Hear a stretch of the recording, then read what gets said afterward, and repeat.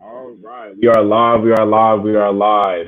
If you guys are tuned in right now, for all our viewers that are just coming in, this is the fundamentally sound podcast. Excuse me.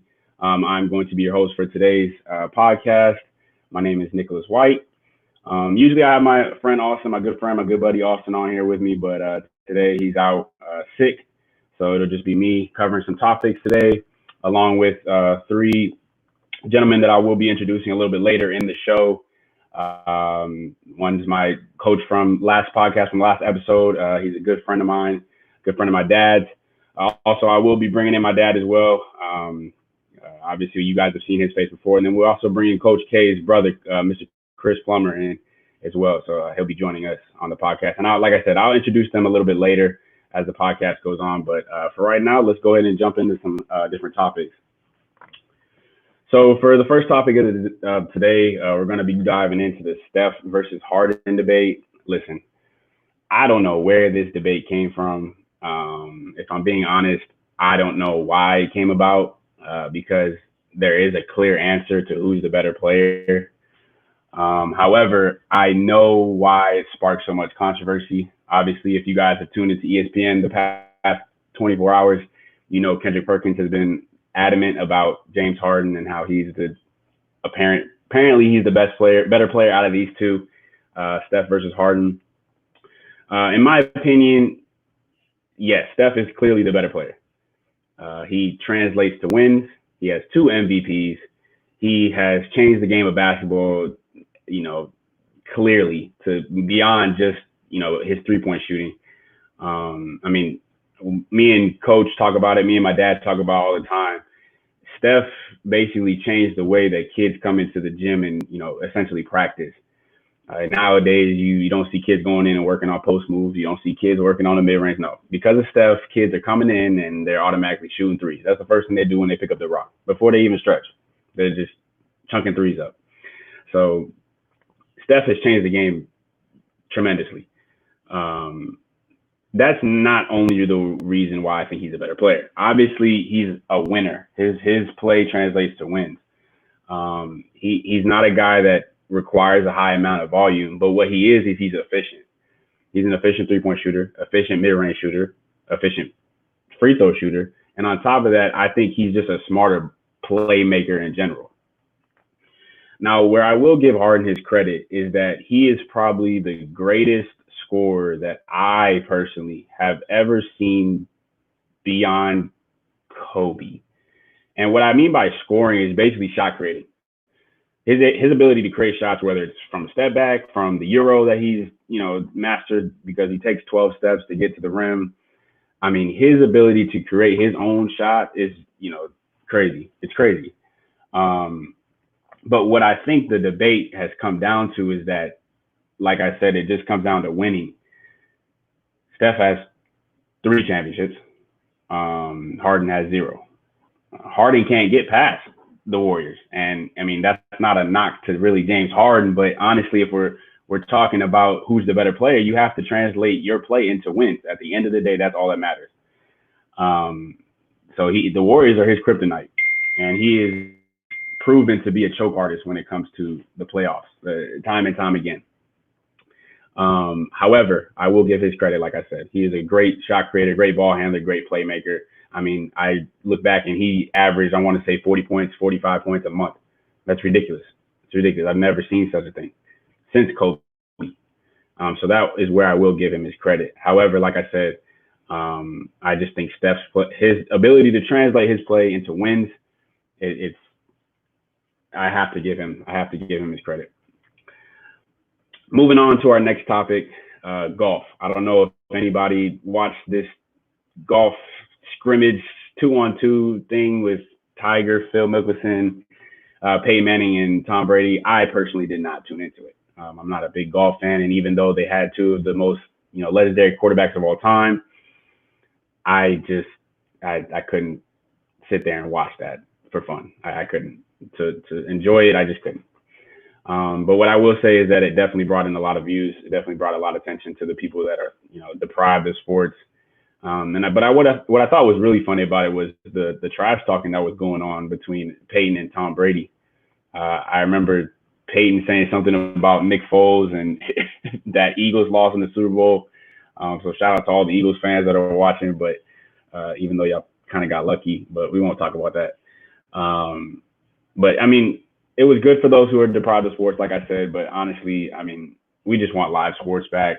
We just want NBA back. We want the NFL back. We want something as great as it was to see.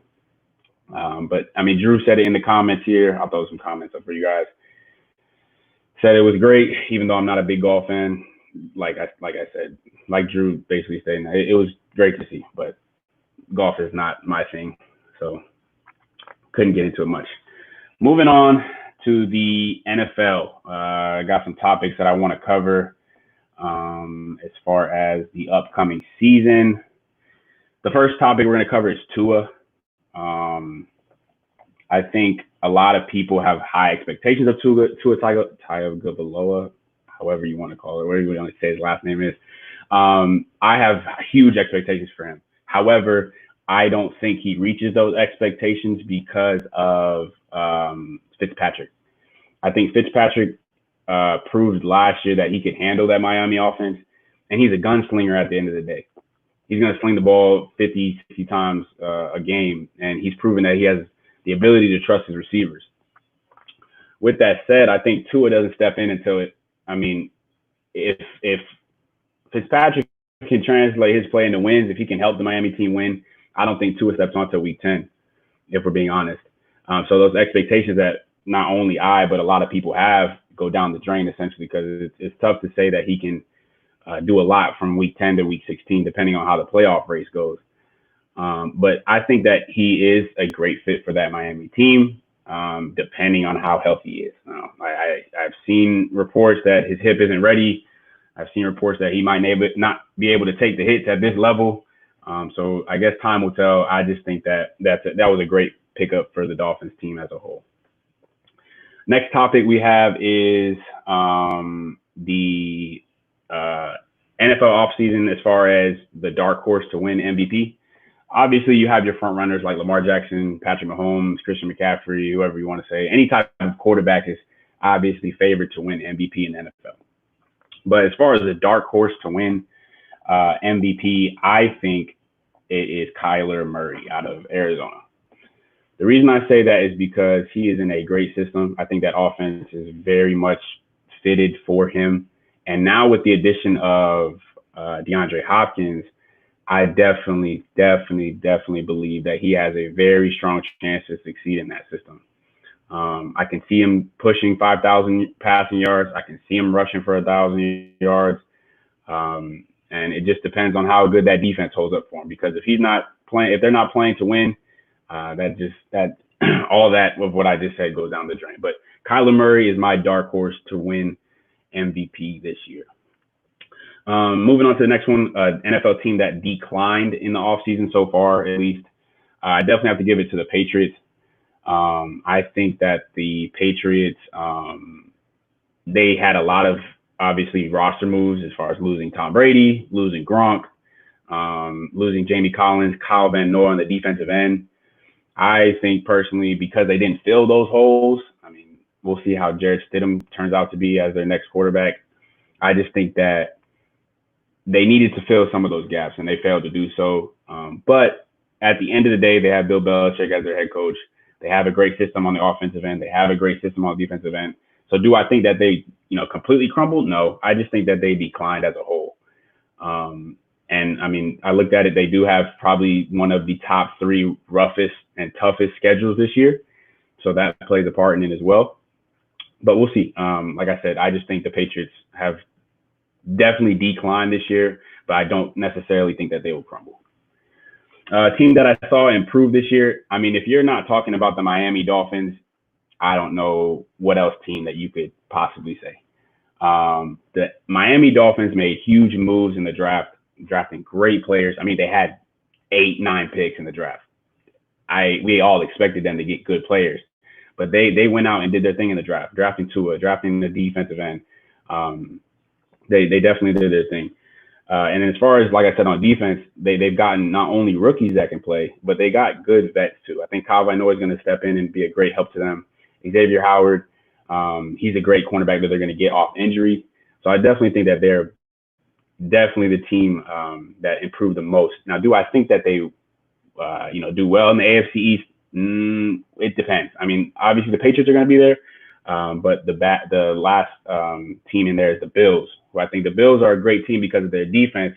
Just depends on how their offense is. So I definitely think that the Dolphins are the team that improved the most over the offseason. Best offseason addition in the NFL? That's tough.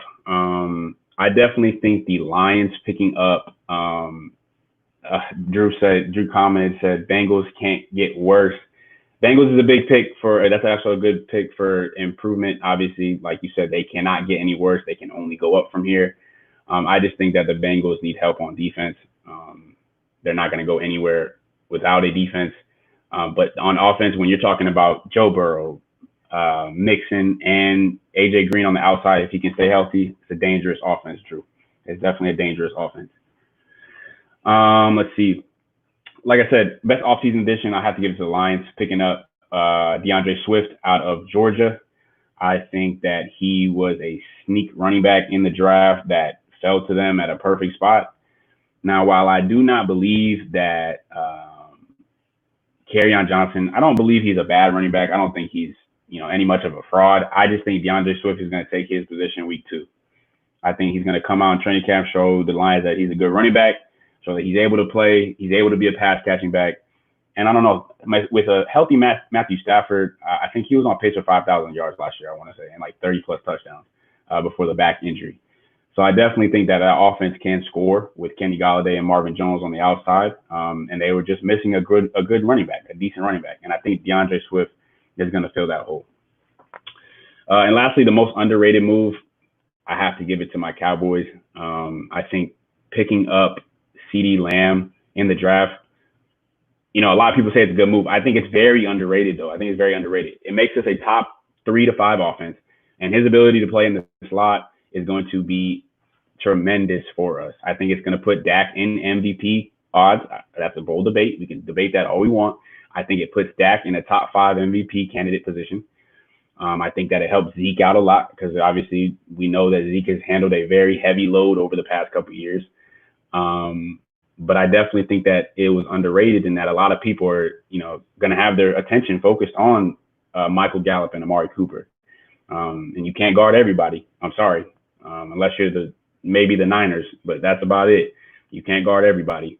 So I definitely think CeeDee Lamb to the Cowboys was an underrated move. If you guys have any comments, questions, obviously throw them in the comment section on our YouTube channel. If you guys are just now joining, please like, follow, subscribe to the YouTube channel.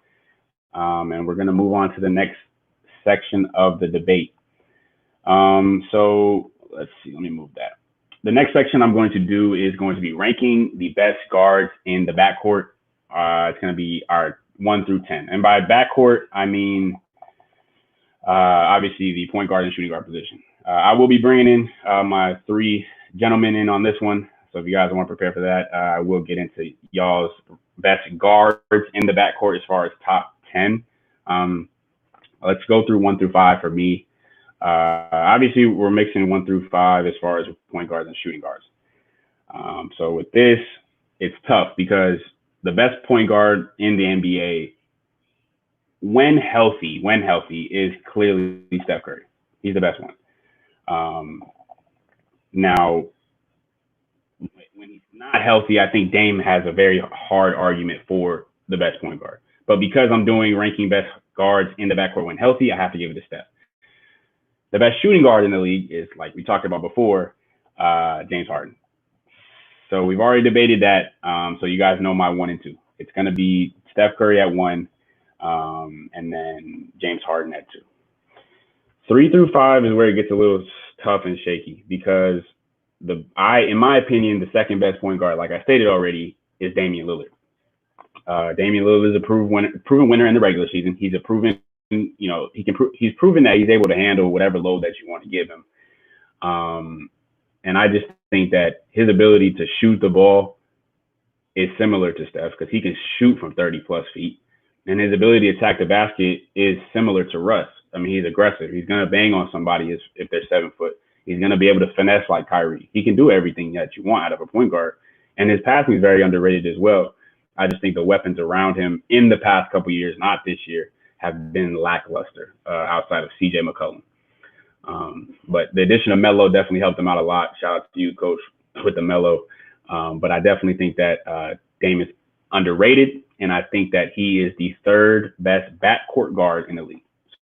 So far, my 1 through 5, or my 1 through 3 are Steph, James, and Damian Lillard. 4, this is bold, but I think I'm going to have to give it to Bradley Beal. I think Bradley Beal showed a lot of people that I don't know how to explain it. I think that John Wall pretty much put an umbrella or a shadow over him as far as his ability to play the 2-guard position. I think that this year he proved that he should have been an all-star. He got snubbed from the all-star game. And, I mean, he was on a tear. I mean, I think he had back-to-back 50-point games. He's just a proven scorer. He can put the ball in the hoop at will. And so I definitely have to put him at my 4. And then lastly, before we get into the coaches and Mr. Carter, I definitely have to say my 5th best guard in the league is Luka Doncic. I know people want to consider him like a small forward or whatever you want to say. He is a point guard. He is on the NBA.com website, whatever you want to say, on stat, on paper, he is a point guard. He's a big point guard, but he's a point guard. The reason I think he's number 5 is because he, for I want to say the longest part of the season, was in MVP race as a second-year player. He's putting up crazy numbers, 29, 7, and 7 on a Mavs team that we didn't expect to be that good. We expected them to be in the playoff race, but I definitely predicted them to be about 8 or 9, maybe. But he's transcended that team beyond measure. And so I definitely think Luka is the 5th best guard in the league, behind Steph, James Harden, Dame, Bradley Beal, and then obviously followed by Luka. Now we're going to bring in our 3 gentlemen here. We are going to bring in first my dad, my father, Coach White. You guys can call him Dwayne, whatever you want to say. Dad, you can hear us? I sure can. Sounds good. All right, Dad. So the first one that we're going to go over is your 1 through 5 backcourts. You can put them in any order. You can do 1 through 5 as far as the best ones, or you can just pick your best 5 point guards and shooting guards in the league. So hit us with your 5 guards. Yeah, first I'm just glad to be here with you. Thanks for inviting me again, my son. Secondly, I'm just glad to do something else besides watching. I found myself watching yesterday the Cornhole National Championship game. My wife and I was sitting there watching, making fun of it at first. And then all of a sudden, 10 minutes into it, I say, what in the world am I doing? I am sitting here watching Cornhole Championship game. And they had masks on, and they had where they they was doing the throwing everything into the cornhole, the umpires or whatnot.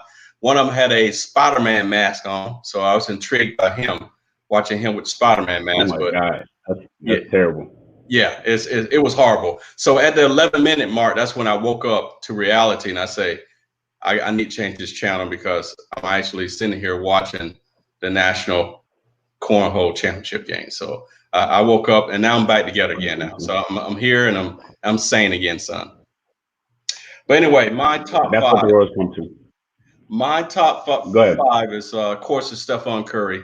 I love him. I love the way his jump shot is just tearing things up when healthy. I always love a mid-range guard. Of course, he treat the 3-pointer as his mid-range. But I just love the shooting aspect that's lost in the NBA, I think, in my opinion. But I love him. Bradley Beal, Devin Booker, J.M. Morant, and I'm going to go with Luka also. So now I'm going to put them in order here the way I got it. So I got Luka. I got J.M. Morant for number 5. I got Devin Booker for number 4. James Harden for number 3. And then Bradley Beal for 2, and of course my man Stephen Curry for number 1.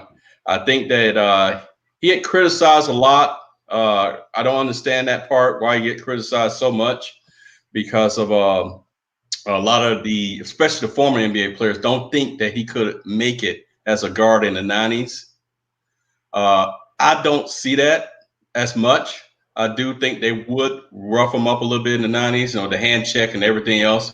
But I think he's so crafty, and I think him hanging outside on the three-point line would deter that. I think a lot of defensive players wouldn't come out there. They would dare you to shoot, especially in the 90s. They say, oh, well, you can have the three-point shot back in the 90s. Just you can shoot that.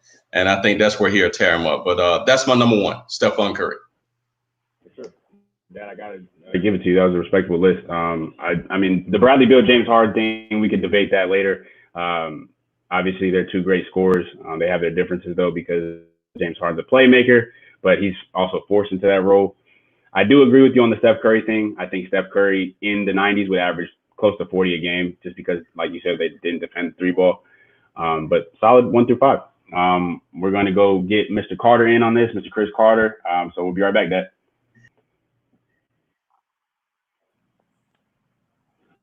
Mr. Chris, can you hear me? Can you see me well? Yes, sir. Yes, sir. I can hear you. And I can see you. Before we get into your list, sir, sounds good. Appreciate it. Before we get into your list, we're going to let you give kind of a quick introduction of yourself, kind of where you're from, your name, all that good stuff. So go ahead and give us something for the viewers. Sure. I'm Chris Carter. I'm Coach KP's brother from Rochester, New York. Right. Definitely into basketball, definitely heavy into football. That's my number one sport. But like your dad said, just ready to have the live sports come back. Definitely, need that in our lives right now.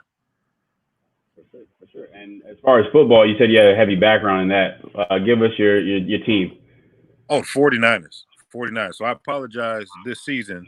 You being a Cowboys fan, I apologize ahead of time. But 49ers. Oh man. Okay. All right.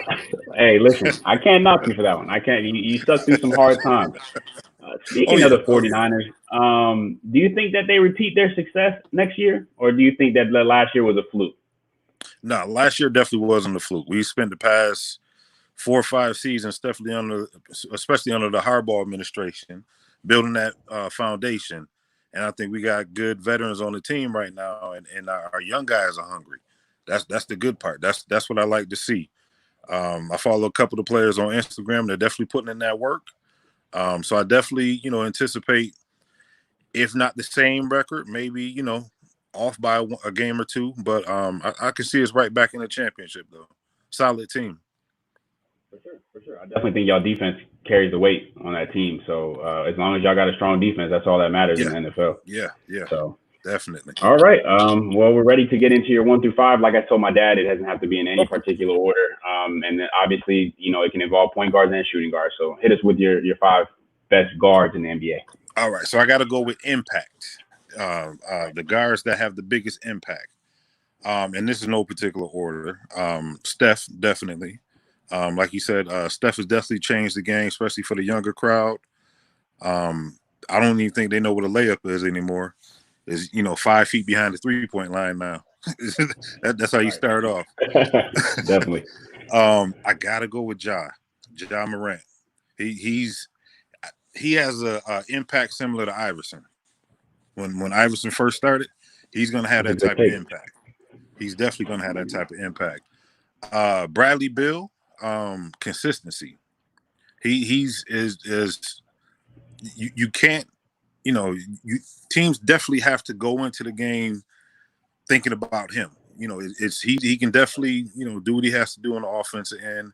He's stepping up a little bit more defensively, but definitely. The next one I got to go with Harden. Harden is just a walking 30-point player right there. You can't really guard against that. And then I have to go with Luka. Because he's all around. He's all around. Even if he has a bad night shooting, he's going to affect it in other ways. And it's hard to defend that. Oh, yeah, without a doubt. Without a doubt. I definitely agree with your list. Ja Morant in both you and my dad's list is very bold. I think I think he is a great player. But and I think that he is the future of the league. But to rank them 1 through 5 is interesting. I'm definitely interested to see your 6 through 10. So we'll definitely get back to you in a little bit. For sure, without a doubt. And I definitely like that Iverson take. I definitely like it because Iverson didn't have a team. No. Iverson's best player was Mutombo, Eric Snow. Yeah. So I could definitely see that impact coming for the next couple of years. But Mr. Carter, we appreciate your input. We'll definitely get back to you in a little bit. Cool. All right, Coach K, bringing you in. Last but not least, can you hear me? Can you see me? Okay. I can hear you and see you, Nick. What's going on? All right, sounds good. So for all the viewers that may be new to the podcast, once again, can you give us a quick introduction for yourself, sir? Kenneth Plummer, basketball coach, coaching basketball about 13 years. Right now I'm coaching 7th grade AAU, and it's just affiliated with that. Did some middle school work, coach the dopes, coach 5 or 6 year old kids. So just all in on the basketball tip. Appreciate that. So we're going 1 through 5. This don't got to be in any order like I told the other two. And if you want to rank them at the end, you can. But just give us 1 through 5 best point guards, shooting guards, and your reasoning why. So of course I've heard everybody else say Steph. So yeah, Steph is right up there at the top. Just the impact that he has on the game right now, right? And like Chris just said, nobody wants to shoot a layup. Everybody's stopping on a fast break to shoot a 3, right? Just for his impact right now. Steph, I'm gonna give you Westbrook. I'm gonna put Westbrook in there. Just for his impact and energy on the game, right? He could turn a game around. Now, is he the most consistent shooter? No, but he's gonna give you everything he got. So I'm gonna give you Westbrook. And again, this isn't 1 through 5. This is just my first 5. So we got Steph, Westbrook.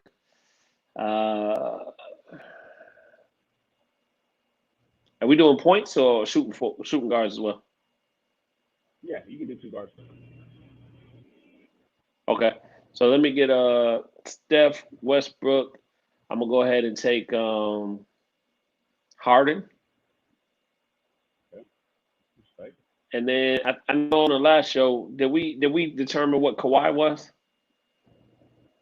Kawhi in this episode, he's a 3. I think he's a 3. He's a 3? Okay. So I won't go Kawhi, but we'll go so what I got? 4 right now? Or 3? 3. You got Steph, Westbrook, Harden. Steph, Westbrook, Harden. I don't know why this is so hard. I'll throw PG in there. Okay. I'll throw PG in there. And then I know I'm forgetting somebody. Yeah, Beal, Booker, Clay, Lillard. Yeah, let's go. Right, man. Tough. Yeah. Tough. Let's throw give me Bradley Beal. Bradley Beal at 5. Well, at the 5th spot. Okay. Give me Bradley Beal. Okay, respectable. Okay. Yeah. All right. Well, like I said, I appreciate your take. I don't know the Westbrook thing. I have my takes on Westbrook. I mean, why do you wear 2 shooting sleeves if you can't shoot? Like, what's the point of that? But that's definitely an interesting take. But we'll be right back for your 6 through 10. All right, Coach. Okay, sounds good, Nick. All right, so we appreciate you guys' input for the 1 through 5. I'm going to go ahead and get started with my 6 through 10 while you guys prepare your 6 through 10. As far as ranking the 6 through 10, I won't do that probably I can go ahead and rank them 6 through 10. My 6th best point guard / shooting guard of the backcourt in the NBA, I definitely have to give Clay, just because of the fact that he's a 2-way player. And I think that if you were to put any 5 together, let's start with 4. If you were to put any 4, the point guard, small forward, power forward, and center, you could put anybody there that's obviously of the elite status. If you put Clay alongside those guys, he's going to fit in perfectly. And I think he's probably one of the 3 out of this 10 people that can actually do that. He can play in any system because he can defend your best player on the opposite end. He can come off a screen. He can literally sit in a corner if he wants to and just stay there the whole game. And while everybody is focused on your other great players or your other superstar isolation player, he'll sit there in the corner and he'll have an easy, quiet 30, 35 a game. So I just think Clay, because of his ability to adapt within any system, definitely has to be 6. 7, this is where I put Devin Booker at. I think Devin Booker has proven that he is an elite scorer in the league. And while his play hasn't transcended into wins, it's not because of him, clearly. His team has definitely been on the downside of rebuild mode, quote unquote.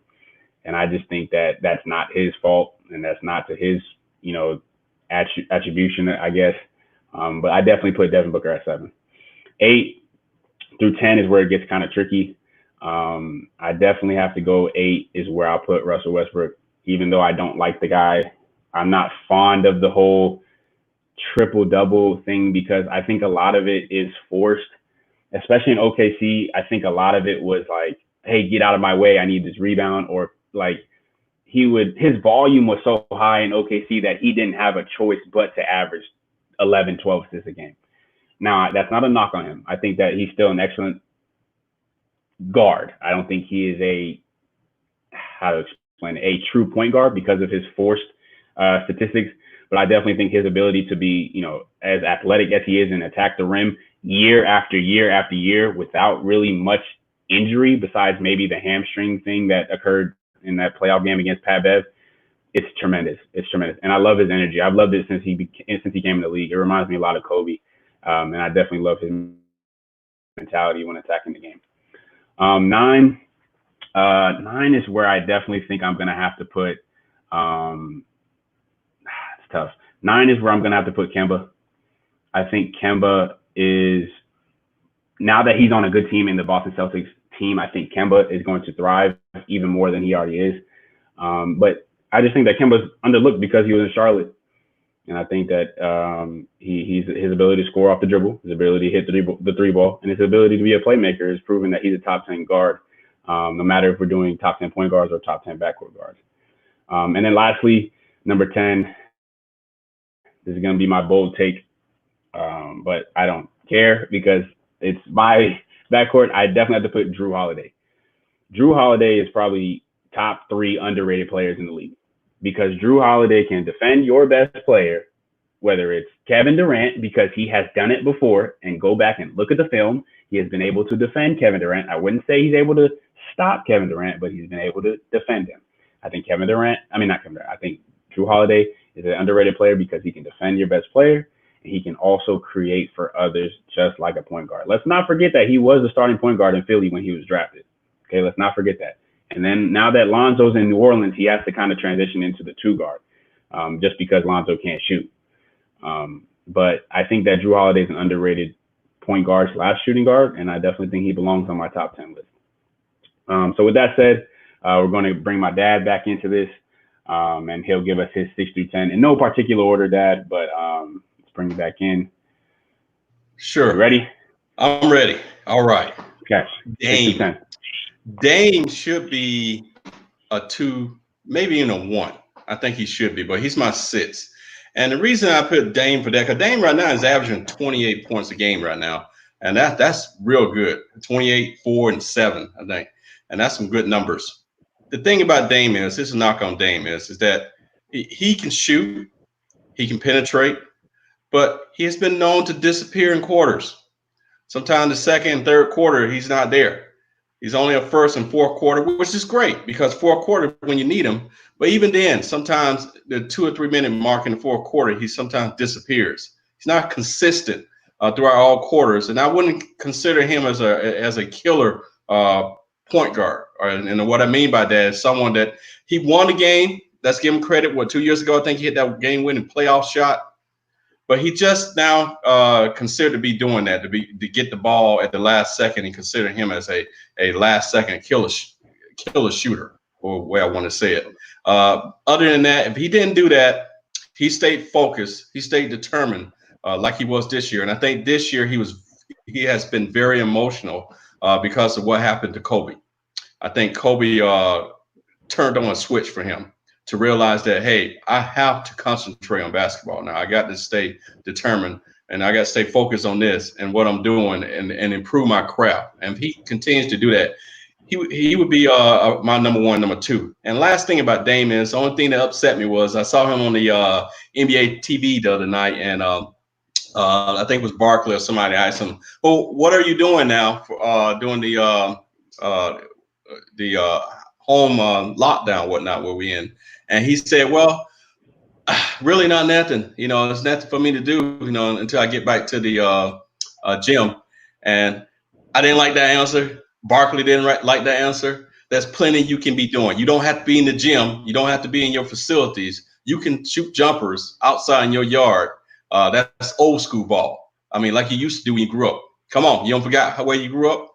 You shoot basketball. So I did not like that answer whatsoever. I hadn't done anything since I've been home isolation. That was a terrible answer. He should have been at least outside shooting jumpers. And most of these young cats should be shooting jumpers. The NBA should be sharp shooters when they come back in the NBA, at the very least. I don't care what you got. I don't care what kind of rim. As long as you got a basketball and a rim, you should be outside shooting. Now, your conditioning is going to be bad, but your shooting should be top notch. Without no doubt in my mind, every NBA player should be shooting jumpers. Anyway, get back on subject. I got one a little tandem there. Sorry about that. You're good. You're good. Trae Young. Trae Young's next. Trae Young is up and coming. This young man here, he's in the tradition of Curry. I think he's going to be the Nets Curry. If he continues to do what he's doing, he need to gain a little bit more weight. That's the only thing. They're going to wear him down throughout the season. But once he pulls on some weight and stuff, watch out. Chris Paul has come alive this season. I think once again, the COVID thing, emotional for him. He has took over the OKC team. The OKC team is winning only because of him. He's older in his career now, so he's using his mind more than his body. And when an NBA player does that, watch out. They're pretty much unstoppable once they get their mind and body working right. Westbrook is next. He's my number 9. I got Russ there. He is what he is. He's a good guard. He really is. I don't think he's a true natural point guard. I think he's more of a shooting guard. And the reason for that is because the closest he went to the finals, I think it was 2016, something like that. Please correct me if I'm wrong, but he only went then because he had a point guard with him, and he was a shooting guard. That's how come he got as far as he got, was because of that. And the reason before that, because he can't make decisions late in the game. 2-3 minute mark in the game, he want to take 1-on-5 every time, 1-on-3. He want to go down the lane with 2 minutes left in the game instead of passing it out to a wide open Durant. Many times Durant was wide open, and Durant just look at him when he take on the 5 players, and on the way back down the court, Durant would give him a look like, "Hey, dude, I was open." But that's why I think that Russ, true nature, is a shooting guard. I think he needs to stay in that department. He stays there, he will get his ring. If not, he would never get a ring as a point guard. I can tell you that now. He don't make point guard decisions. And then lastly, number 10 is Mr. Lowry. Kyle Lowry has come alive since he lost that weight. Wow. I think it was a weight issue with him 2 years ago. He was like a round basketball. Now he's slimmed down, and look at him. He has taken off. He really has. He's doing a great job out there with the Raptors, the Kawhi Leonard-less Raptors. And he's doing that because of I was telling your mom that all the time. He's too big. He's too big. He need to lose weight. And he's not. And once he start to do that, he looks good now, and he looks good on the court as well. So that's my 6 through 10. I definitely agree with your 6 through 10. Kyle Lowry's a reach. I think he's a regular season basketball player. That's why I don't have him so high. But I definitely like the Westbrook take, especially the part about how he's not a true point guard. So that's why you're my father, though. All right, Dad. We're gonna pull in Mr. Chris now. Sounds good. All right.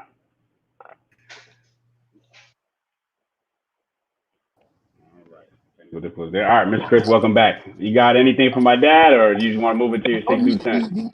he had some pretty good picks. He stole a couple of my answers. The Kyle Lowry, I'm still questionable about that, but I can see where he's coming from with that. I can understand that. Yeah, I can understand that. They're doing pretty good in the East, so I get it. not a doubt. All right. So but yeah, go ahead and give us your 6 through 10. all right. So for 6, I'm gonna go with Trae Young. Got to go with him because again, his impact right now, he's still new, but he's putting up some numbers. He's putting up some numbers, and he's starting to really gel with the rest of the team. He's getting a little bit of that killer instinct with his shots and being aggressive in crunch time. So, I got to get him, in there. He could have been in the top 5, but I just want to see a little bit more out of him, though. Next, I'm gonna go with Booker, Devin Booker. Again, that's just a walking basket right there. And he doesn't get as much recognition as he should. Maybe it's the market that he's in, but he's unstoppable. He can go with the best of them. Then I'm gonna go with, although I do not like his attitude, I gotta go with Westbrook. I don't like his attitude. Him and Chris Paul, I can't stand him. But Westbrook, I mean, again, the team has to, all 5 defenders have to know where he's at on the court at all times. So, you can't deny that impact. Gonna go with Damian Lillard. He has it in him. Like your dad said, he does disappear from time to time. So that consistency, would definitely put him in the top 5. He just has to, I don't know what it is. He just does have that dog in him all the time, but he's definitely within the top 10. And then I'm trying to go over some names real quick. Last one. I'm gonna go with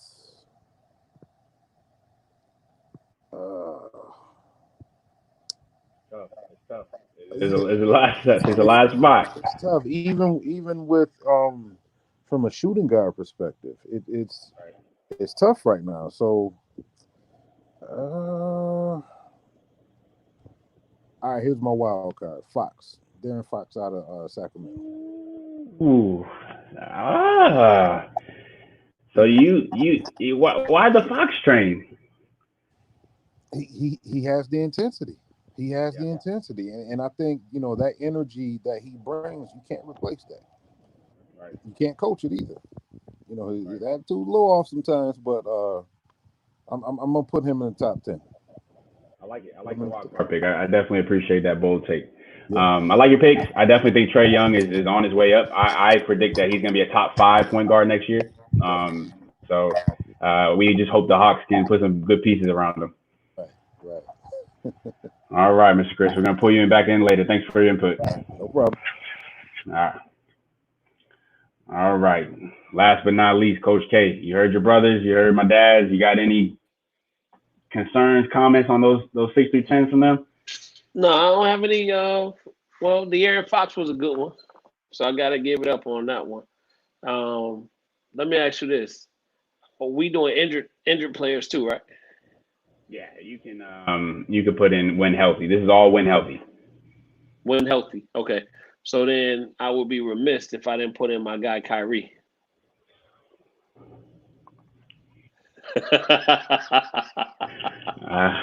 I'm disappointed.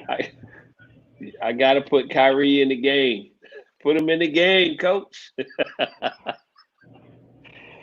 All right, so we got Kyrie. So I got something. I had to go consult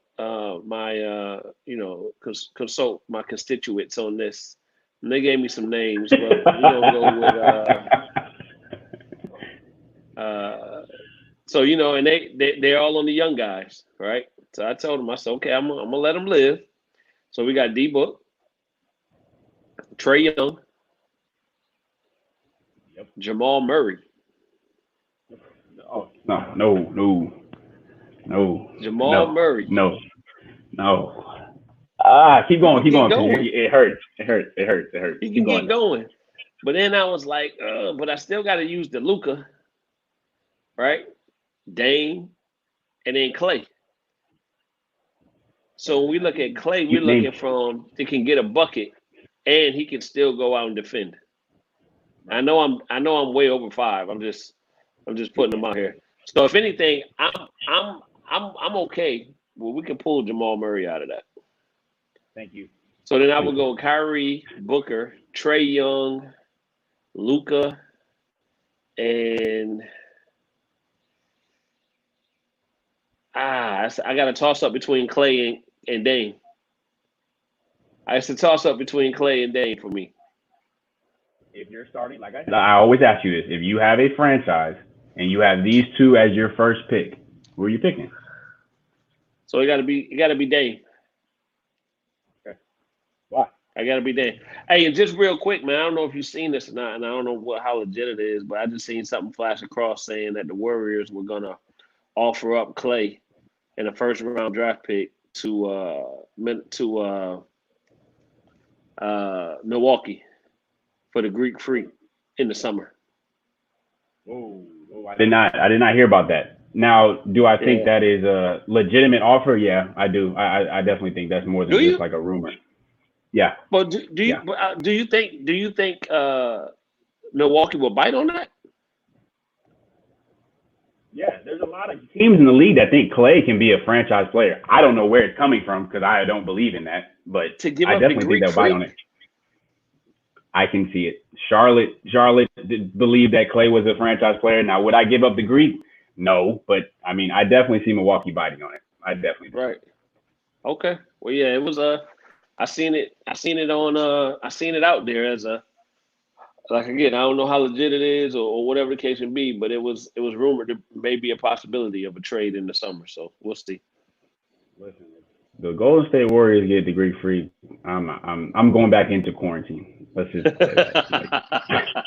I'm not watching that. Like, come on, man. They just gave up KD, and now you're gonna get literally the heir to the throne. Come on, man. Right.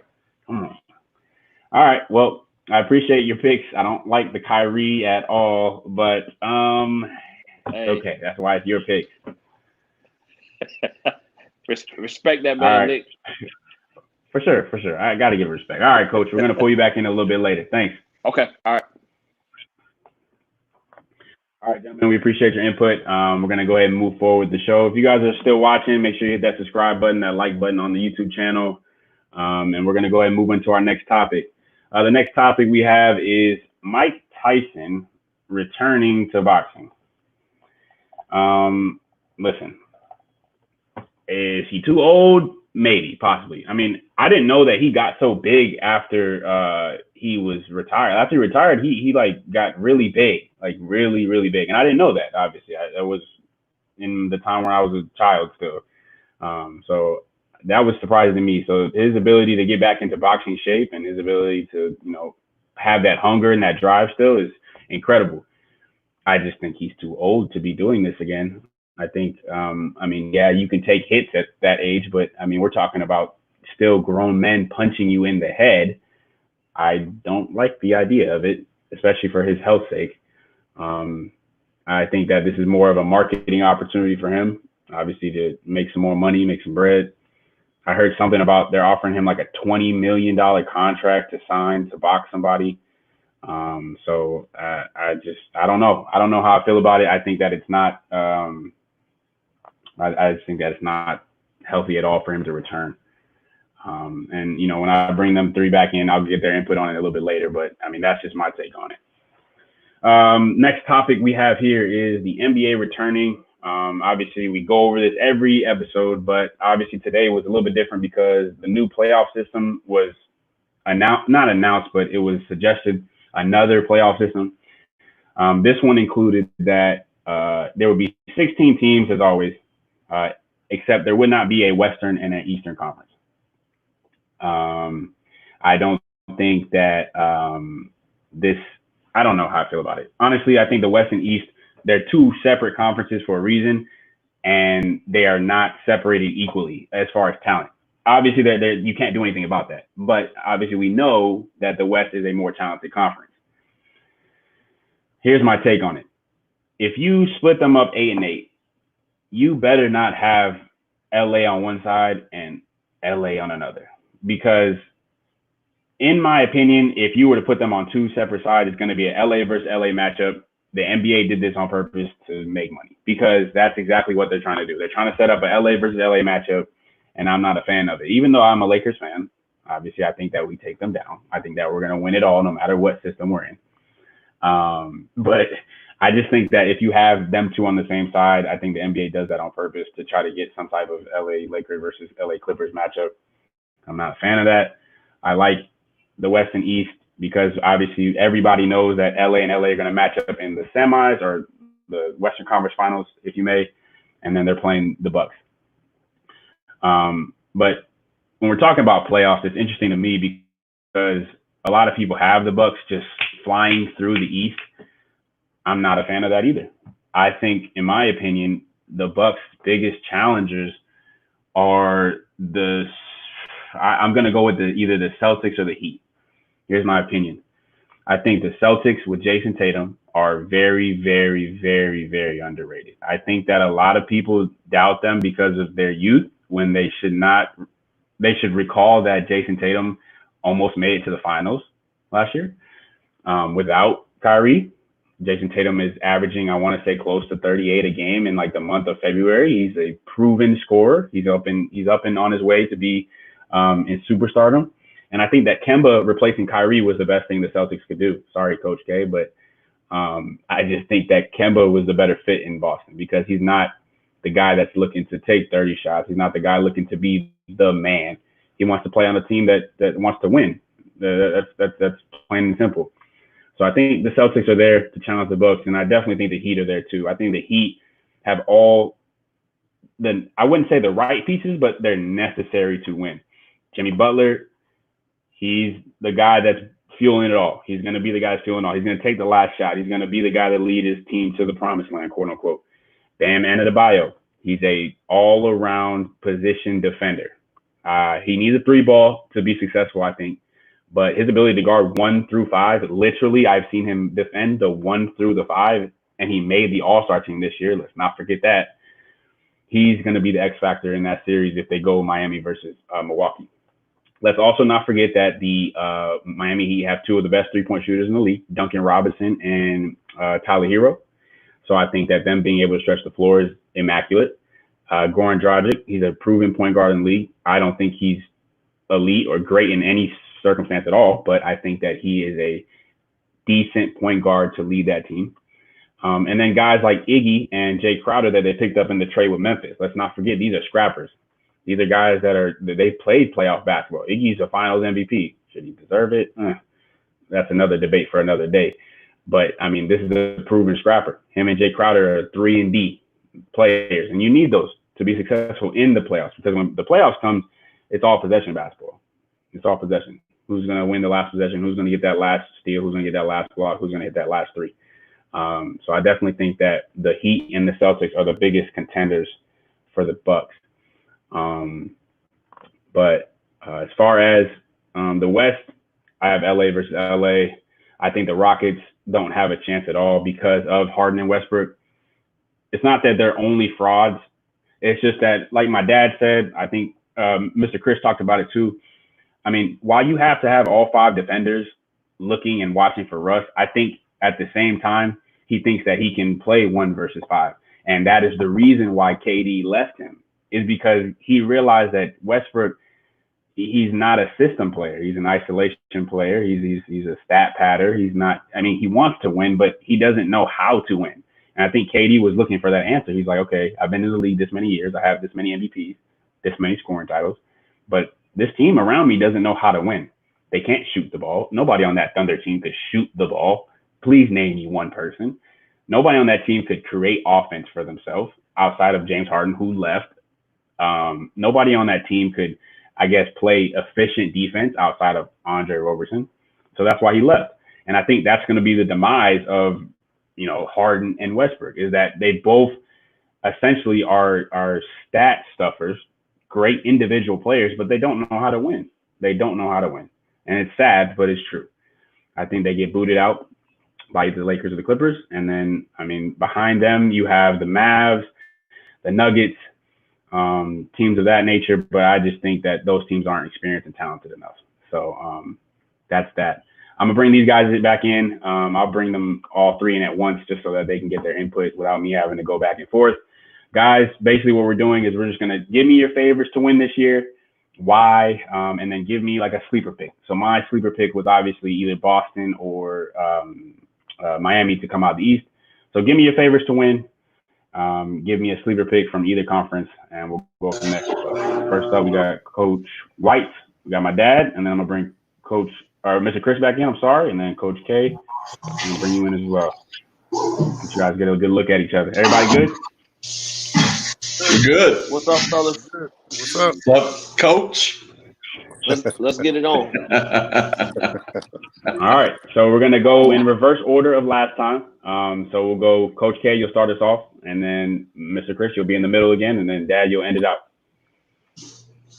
All right, so I'm going with LA Lakers as far as winners to win the title, and we'll go with as far as a sleeper.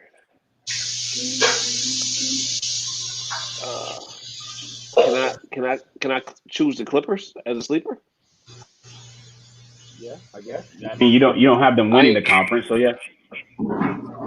I guess I ain't playing fair, right? As usual. But yeah, so we'll go with the Lakers as the favorites, and then the Clippers as a sleeper. So I got my bases covered. Bucks coming out of the East. I don't have the Bucks coming out of the East. I would go with a Boston coming out of the East. I think the Bucks will get upset. I think, in my opinion, I don't think Giannis is ready for playoff basketball. Right, and right. So now you're gonna have to hit a jumper because we're gonna pack the paint on the defense. Mm-hmm. So now you're gonna have to consistently hit a jumper, and we've seen that time and time again. Yep. Where LeBron had to hit a jumper, MJ had to hit a jumper. These guys had to hit actual jump shots, and that's like LeBron. I know they got Chris Middleton, but I believe Boston is athletic enough to give them all kind of fits. And besides that, depending on how that thing even looked, then you're going through Miami. Miami will beat you up, even if you may beat them in the series. They'll beat you up. So a lot is going, of course, as always, but a lot is going to depend on what that seeding looks like. But yeah, so I would say Boston coming out of the East. Okay. I like it. Respectable picks. All right, Mr. Chris, you're up. Who's your favorite to win first off? The favorite, I'm gonna go with the popular pick with the Lakers. I think LeBron is gonna get that MJ effect and make sure that they win. He'll do everything he can to make sure they do it. But my sleeper pick, I'm gonna go with Philly. I'm gonna go with Philly because although they haven't had the best year this year, they still have the key components to challenge a lot of the teams in the East. And Milwaukee, I mean, Giannis is a sprained ankle away from them being not even making the playoffs. That's right. Too much concentration on one player. Philly is the more well-rounded team. Boston, is a good pick. Miami's also a good pick. But I think Philly, they've been there close enough. And I think, if they gel back together, they'll be dangerous. Coach, why are you shaking your head? Philly got too many internal problems for me. So I think it's the youth, all right? And nothing against it, little brother. But listen, check this out. Philly has too many. I don't know what that thing is with Embiid. 1 minute he's there, he wants to pop off, he wants to talk, he wants to do all those things, but he hasn't consistently showed up. That's true. Especially in the playoffs. And again, Drama I think queen. we look at Ben Simmons the same way that we look right. And I think we look at Ben Simmons the same way we look at Giannis. Mm-hmm. You got to shoot the ball, my man. Mm-hmm. But he can athletic because he can affect He can affect the game in other ways, though. Why? And I got you. What's Ben Simmons? 6'10"? Yeah, He can affect it in other ways, but that transition don't happen in the playoffs. that's true. And his best attribute is transition. So, if Philly and Boston end up playing each other, we got a cold beverage on it.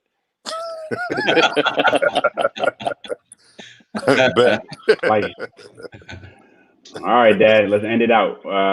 Who's your favorite to win first off? Well, first off, before we get into that, I just think that the NBA should do something different this year. I think it's going to end up being whoever the champion is going to be. It's going to end up being an asterisk, kind of like 1999 with the Spurs. Everybody got an asterisk with that Spurs team because they only played 49, 50 games was it, and everybody don't think that was a true season. Now they play a little bit more games this time, but I just don't think everybody's going to think of it as a true season. And I think whoever the winner is going to have that asterisk right by their name. And I was thinking they should do something like an NCAA tournament, where they have all 30 teams on there. 1 and 30 played each other. Like, for example, what would be a good matchup? Lakers, Warriors, first round. Now, don't do the 1 and out, single elimination. No, it's the best of 3. Yeah. Meaning everybody's going to be focused on that first game. Because you don't want to go down 1-0 on that first game because it's the best of 3. But imagine that and Clay come back. They got Curry and they got Harrison Barnes, number 2, what Coach K said. You got him in there too. Imagine that. I think the Lakers be a little scary looking like that. And then the Grizzlies and the Trailblazers will play each other like the 8-9 spot. Imagine that. J.A. and Dame playing each other in the first round, the best of 3. That'll be some exciting ball. Over in the East, you have the Bucks and the Cavs. That probably won't be so exciting, but Raptors, Hawks. Not at all. That would be exciting. Raptors and the Hawks. Yeah. You have Kyrie and Trae Young in his first made up playoff game. But I think they need to just mix it up. I think that's what they need to do. That's just my personal opinion. I don't think the NBA should come back as normal. It's not going to be normal. In my opinion, it's going to be an asterisk by the champion. The Lakers is going to be the champions, by the way. They're going to be the champions, without no doubt. But it's going to be an asterisk by that. But that's who my pick is to win it. Yeah. Dwayne, I just wanted to agree with you on the asterisks for the Spurs on that year because they ended up beating the Knicks. So I agree that there should be an asterisk on that year. I forgot about that. That's right. That's right. Yeah, so I'm in total agreement. That's an asterisk. But the Lakers, they're going to win it all. I think they got what it takes with a fire-up LeBron and AD. If he goes on tear both ways and stays healthy, that's the key. Then LeBron and them, they can be a force to reckon with, especially with this much time off that they had. And I know LeBron's killing it with the time off. I know he's hitting it in the time off. Unlike these other young players and everything else, I bet LeBron's taking full advantage of this time off. My sleeper, it got to be, I think, Toronto Raptors. I'm going to agree with an old coach in the NFL. I know it's 2 different sports, but he always said a champion is always a champion until you knock him out. And that's my philosophy on that. They're the champions. I think they're going to have that champion blood mentality going through them. They don't have Kawhi, yes, but that's a motivation factor for them. They're going to be like, we can win without him. They're going to be Kawhi who? And then after the first round loss, be Kawhi this. But I think the Raptors are my sleeper pick. I mean, I think they're going to go in confident and a little cocky, saying that, hey, we're the champions, and we're the last true champions, in my opinion. So that's my sleeper. I like it. I definitely think that nobody expected the Raptors to be as good as they are. I don't know if that's a testament to Nick Nurse or if that's a testament to the young cats on that team. Right? Yeah, I'm about to say they're second. They're right behind the Bucks. Yeah. Nobody's talking about that. Without a true superstar, Siakam's good and all, but he's not a superstar. So I don't think anybody expected that. So we talked about an asterisk, guys. We talked about the fact that this season has a little tab next to it saying that it might not count. Let me ask y'all something. If LeBron wins this year, are we going to say, oh, hey, that's an asterisk and still not count it towards him, or are we going to give him this one? Mr. Chris, what do you got on that one? Especially with the GOAT debate being thrown around like it's nothing today. I think it should still come with an asterisk, but I don't think the general public will allow that. Right. I don't. He just means too much to basketball, and it's a great storyline for the NBA. You know, I'm pretty sure the marketing department of the NBA got money tied up into that, but I think it should be an asterisk, though. Okay. Yep. And I mean, let me ask you another one. Like, do you think that we look back on it 10 years from now and say, hey, LeBron didn't earn that one? We stopped and we were able to give him a 3-month break. He didn't earn that one. You think that's the storyline? Yeah, and it's going to hurt him against that Jordan battle. Definitely. Even if he wins it, he's not going to get the credit for it. Yeah, I agree with you, Chris, all the way. I don't mean to be the guy, but somebody got to be the guy. So I don't foresee it, right? Just in a sense of they were rolling. Yeah, they were rolling before the break. They were. You getting feedback from me, Nick? Okay, here, I'm gonna take this up. Is better? Yeah, you good. Okay. I think they were rolling before the break. So I think that's what's going to be the difference. The fact that I believe they had the best record in the league, right? They did. Milwaukee. Their stride. Milwaukee had. You're right. Milwaukee had the best one. So Milwaukee? Okay. But to me, they were just hitting their stride. For sure. So you definitely think that this year, while it comes with an asterisk, you think that he should still earn and deserve it? Yeah, no doubt. Because, I mean, realistically, if we look at it, and I think we're going to get into this later on, but LeBron did everything that he was supposed to do. He did. And he's carrying it. So if they should cap it off with a championship. Honestly, I think it's going to really come down to that Western Conference Finals, and I think whoever won that Western Conference Finals, with the thought that it was going to be the Clippers and the Lakers playing in that, was going to win the championship anyway. For sure. I think both of those teams are far superior when it comes to anybody that comes out of the East. Right. Anybody. Okay, interesting. Dad, you got anything on the whole asterisk on LeBron's name, or do you think that he truly deserves it?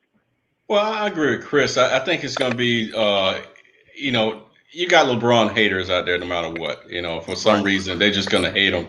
I don't care if the man give $1 million to every charity organization there is in America. They don't say, well, he should have gave $2 million. They always going to come up with something. But, like I said, I think that everybody's just going to look at it and they're just going to say that, hey, this season did not go. They did not play the full out amount of time like we do in a normal season.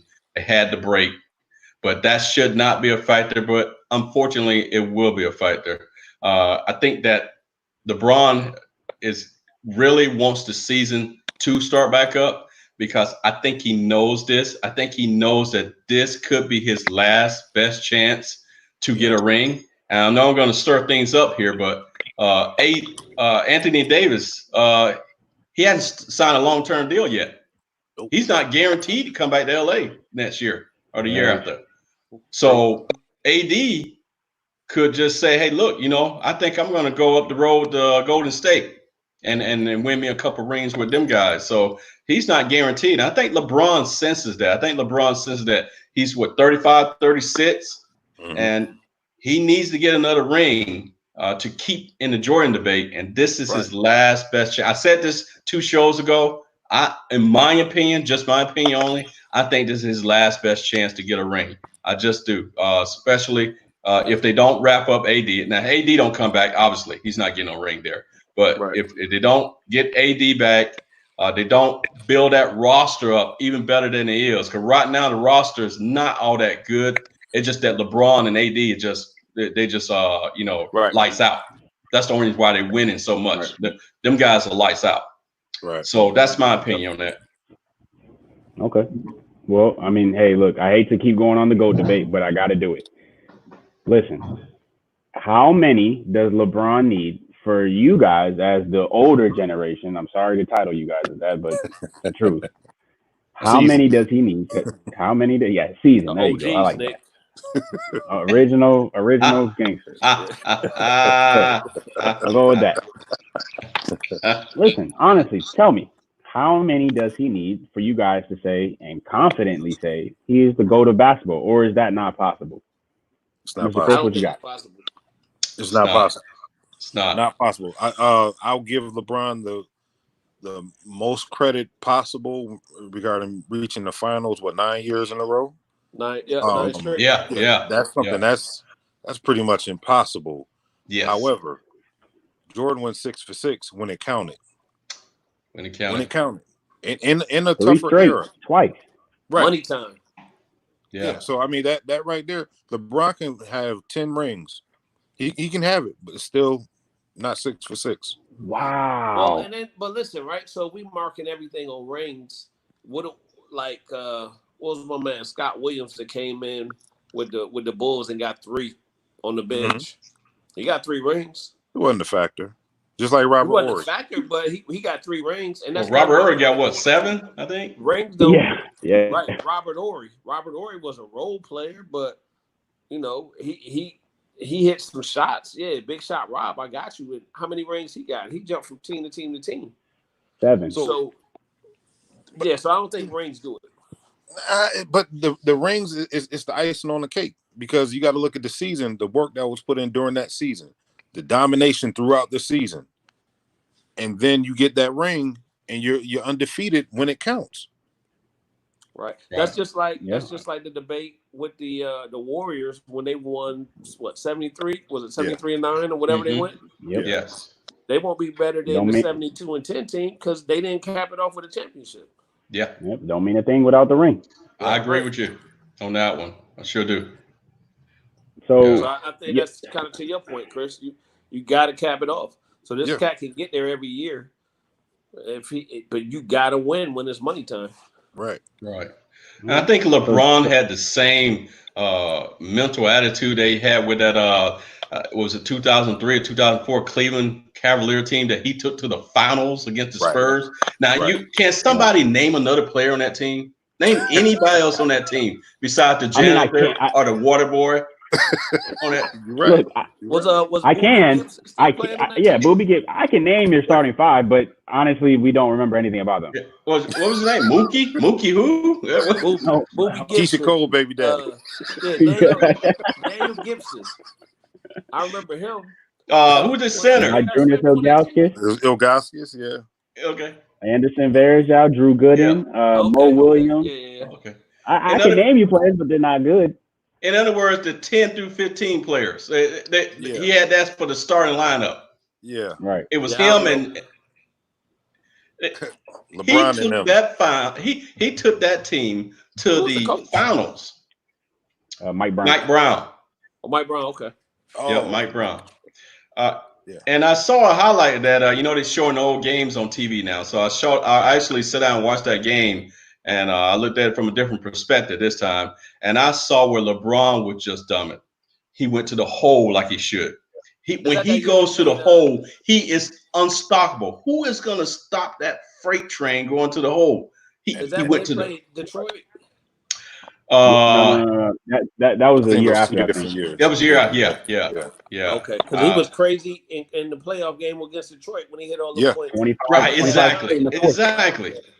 But and that's why you can't compare LeBron to Michael, because LeBron he shows glimpses of it, but he don't have that dog in him. He shows that he has it. He just don't have it all the time. Because what happened in Dallas? What happened with the Mavericks? Yep. That lost the fight. Spurs. Hey, you know what, Chris? I think that's a great point you just made. That if he was consistently that guy, then I think it would be a lot closer conversation. Yes, it would be. And I think that's what we look at, right? Yeah. So I think the YGs, the young guys, they look at the stats, What we're looking at, well, how did you finish that? Right. Mm-hmm. Okay. You're right. I can see that. You But got to That's like label that us year YG. Dirk won MVP, and they got knocked out the first round. Everybody was looking at this fool like, how did he win MVP? And they got knocked out the first round. Yep. It didn't go. Right. Yeah.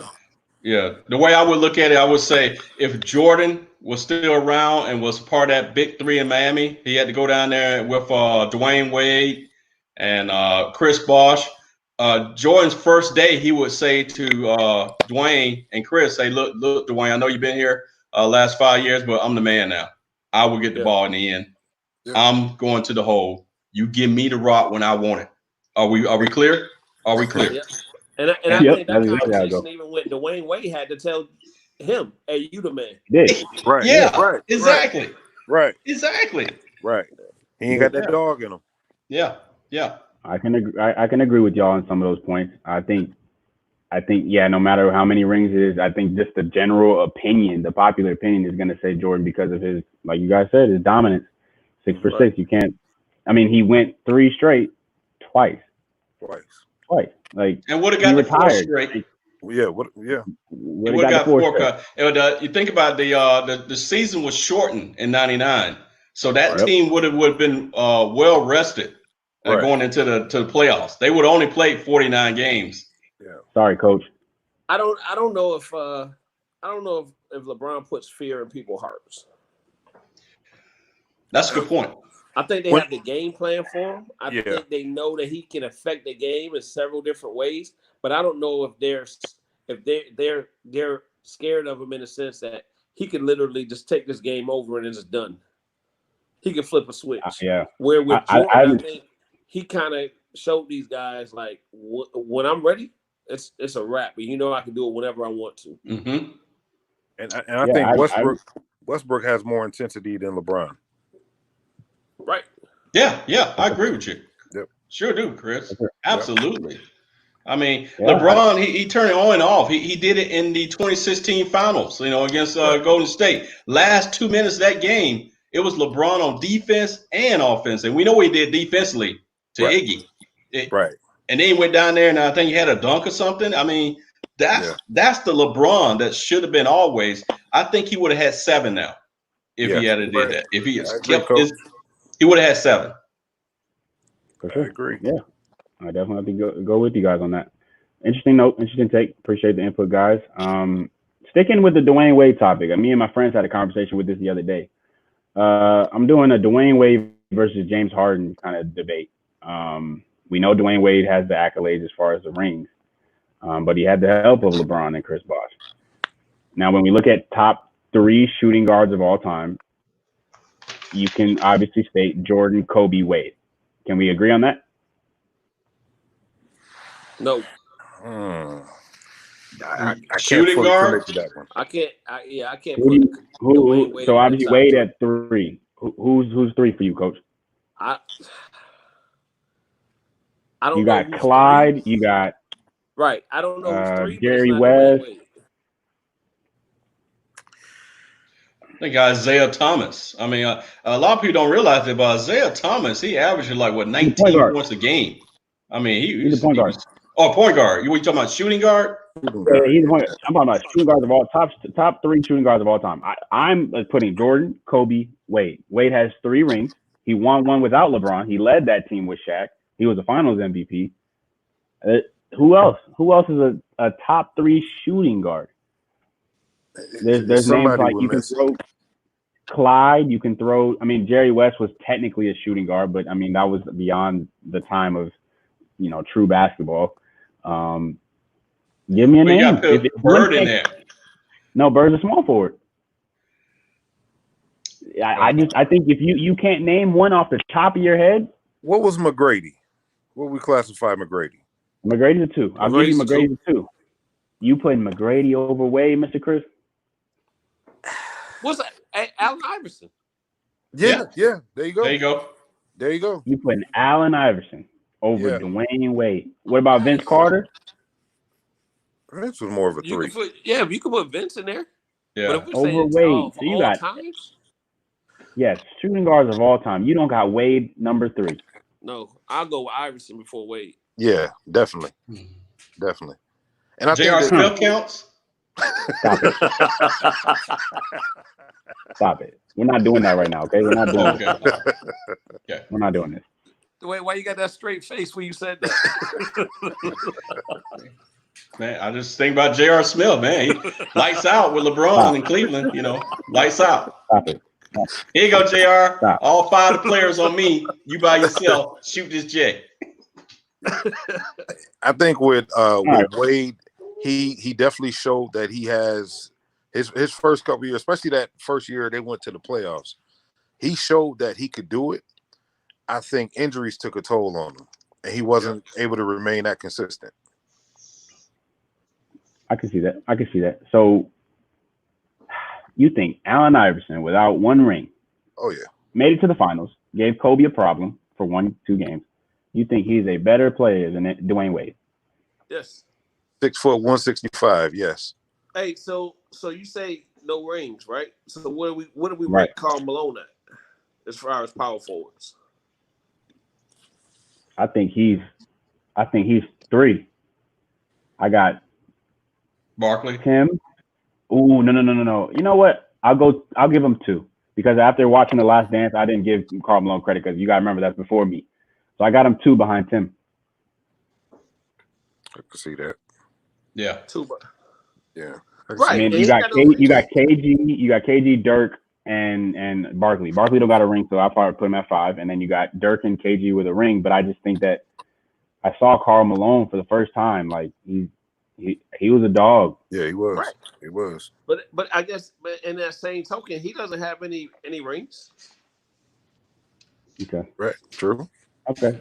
I mean, I'll give you that. Okay, so let's just say you got AI and Wade there in the top 4, top 5 of all time, right? Then we got Harden. Okay, Harden's a 2 guard. You guys think that if Harden wins a ring, which I don't think he will personally, if he wins one, just one, will you consider him a top 3 shooting guard of all time? No. No. Mr. Chris, what you got? No. And I gotta emphasize he's just a one-way player. He's a matador on defense. So I can't give him that. I mean, like I said, he's a walking 30-point player, but I can't give it to him. Can't give it Coach?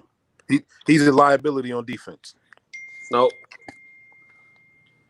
Nope, he's not a top 3. Y'all have seen him average 40 in a game. I'm not in a game over the span of a month. We haven't seen that since Kobe. And you do not think that one of the greatest. Listen to that point, right? We've heard NBA players say, "I'm bored in the regular season." Right, and I'm not saying that to take away from Harden putting up getting buckets because he's definitely doing that. Yep. But I don't know if the intensity is there every night to play this guy, right? So what's going to stand out to me is now the playoffs. Right. So you give him one ring. What have you done for me in the playoffs, James Harden? Yeah, that's what I'm saying. So you give him one ring, and you don't think that he already outbeats AI Wade? Because that's not a consistency.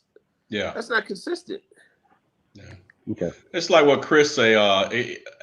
Harden doesn't have a dog in him at all. He got a little kitty cat in him, but he don't have nowhere near a dog in him.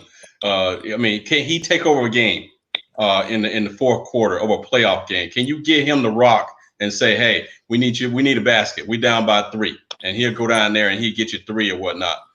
Can he go stop someone? Say, "You know what, coach, put me on him. I'll stop him." You know, he can't do that. You can't do that. You got to find someone else off the bench. Hey, you stop Harden's man. Harden, we need you to go make the 3. Yep. And it's just not. And then he's gonna look for the whistle. Every one of his shots now is, to me, and it's just my opinion. Again, it's him looking for the whistle. He's looking for the official to say, "Okay, put me on the line. Look, I'm gonna shoot this thing here to draw him into me. Put him on the line." And then that to me is not creativity. To me, it's not at all. It's just a lame excuse for basketball. I think he should go to the hoop. I think he should shoot mid-range jumpers. I think he should do a lot more other things and take over the game in another kind of way, in the upper level that he hasn't done. I think he's down here. He stayed down there, and that's it. He hadn't rose to this yet. Right. And one I think last right now, Nick, to your point, he's living off of his 40-point average in the Yes. regular season. He's content with that. Yep. And Because my guess knock. what? I win MVP off the regular season. I don't win MVP off the playoffs. So if I can put these numbers up and look at all these stats and look what I'm doing, I can get all of these other accolades. And I think he's okay with that. And one last knock I have against Harden is because, like Kenny said, he's good with 40 points in the regular season, but he runs out of gas in the playoffs. When it Exactly. counts. He runs out of gas. You 40 points regular season, but you can't get a postseason win or a series win. For sure. To your point, Coach, I think the Jordan thing when in the Last Dance, he said, Charles Barkley, Karl Malone, y'all can have MVP in the regular season because I'm going to go get what really matters. Yep. So, right. All right. Well, that was interesting. I definitely didn't expect that. Dribble, then passing somebody with the shot clock running down. Looking That's at them like, why they ain't shoot the ball? Right. Literally. All right. That's interesting. I'm glad I got your comments on that. All right, gentlemen, we're going to move on to the next. And I think it's something with him being a teammate, Nick. I don't know how good of a teammate he is. I mean, he drove CP right out of town. Right. So Westbrook is next. Yep. After the playoffs, we're going to see it. Yep. All right, gentlemen, moving on to the next part of our podcast. We got start, bench, cut. Pretty much normal as always. You guys have 3 applicants here, essentially. You start one, you bench one, you cut the other. So our 3 for today, as I throw it up on the screen, Isaiah Thomas, obviously the IT of the Pistons, the Bad Boys. John Stockton, probably the greatest true point guard of all time. And then CP3, who has proven to be elite when it comes to the point guard position. So, Dad, I'm gonna let you start this one off. Give us your start, bench, cut. Well, you always know I like to throw in the stats. So let's look at the stats here. I got John Stockton. His stats were 13 and 10 and a half assists. Chris, 18, 4 rebounds, 9.5 assists. And Isaiah, 19, 3 boards, and 9 assists. Now, with that being said, obviously, as Isaiah should be my starter. But, I think, to me, a true point guard is not a guard. Now, if a guard averages 20 or more and still have 10 assists, that's an elite point guard to me. But to me, a true point guard in my aspect is one that gives up the rock, who knows who to give it to at the end of the game, who can penetrate and dish out, who can set plays up, and who was a thinking one. So therefore, when I get ready to say this, it's going to shock you guys when I say this. But in my definition, that's a true, absolute point guard, without a doubt. So I got Mr. Chris Paul as on the bench. I know it's a shocker already. Not on the bench, cut. I got John Stockton on the bench, and I got Isaiah Thomas starting. So I cut Paul and put John Stockton on the bench. And the reason I got him on the bench is because I think he would thrive right now. I think he would thrive to the Giannis's of the league, the ADs of the league. If they had a John Stockton giving the rock up and everything like that, and thinking in the fourth quarter. In the fourth quarter, Stockton to Malone every time. They could not stop it because John Stockton would come down the court and figure out what the defense is and do the pick and roll, pick and pop, wherever it took. He went down the court in the last 2 minutes of the game and figure out how to win the game. Now, athletic ability, without a doubt, he didn't have it. All he had was this, but to me, that would be enough for me to put him on my bench. So I know that's a shocker there. I got some waves going there. So let me have it, coaches. All right, Mr. Chris, we're gonna let you go second. Who you got start, bench, cut? All right, as far as starting, I got to go with Stockton. Wow. He's the bus driver. He runs the offense. He doesn't have to put up 17, 18, 19 points a game, but he's effective. And most importantly, he's effective on defense.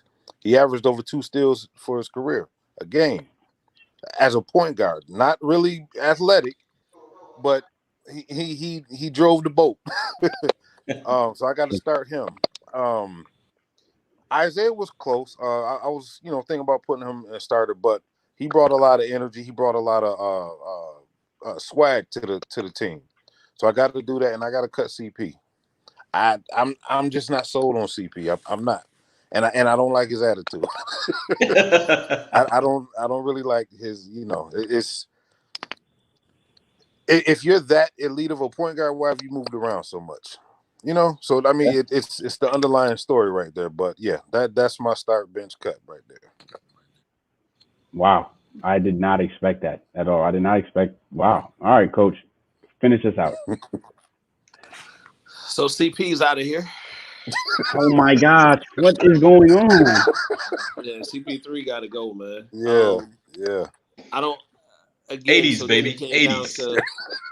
It came down to Isaiah, and it came down to Stockton, right?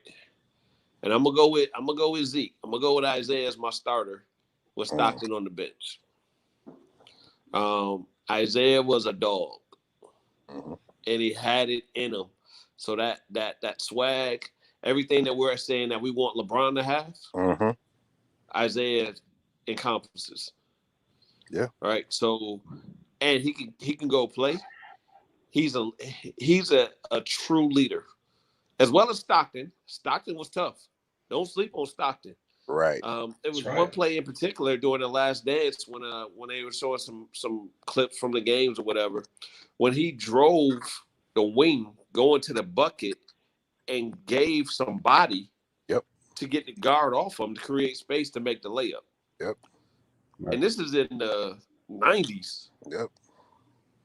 Right? They're teaching kids that exact move right now. And he did this. And when I seen it, I almost jumped out of my seat. I'm like, did you see what he just did? Stockton had a lot of swag. And the stories we hear and all those things, he didn't back down either. Yep. He was in your face. He was a trash talker. Yes. I'm about to come out here and play. I may look innocent, but I'm about to give you right. And honestly, kind of the piggyback on what Chris said, something about CP3 to just, I don't know. Yeah. Honestly, I don't know if he will ever win a championship. Nope. Oh, he won't.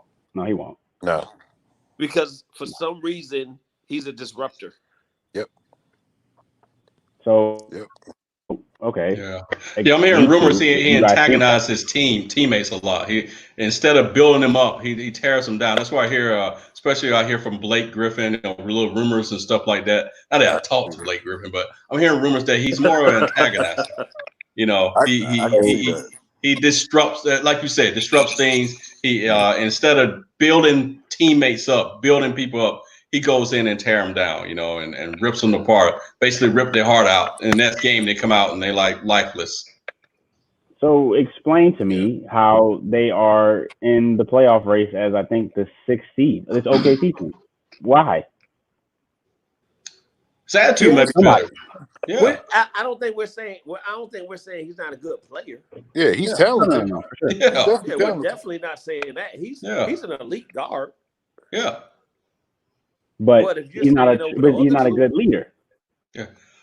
Well, I'm hearing he's team leader now. That's what I'm hearing out the locker room, that he's leading. I mean, they say he's a father figure in the locker room. Like, okay, all right, wow.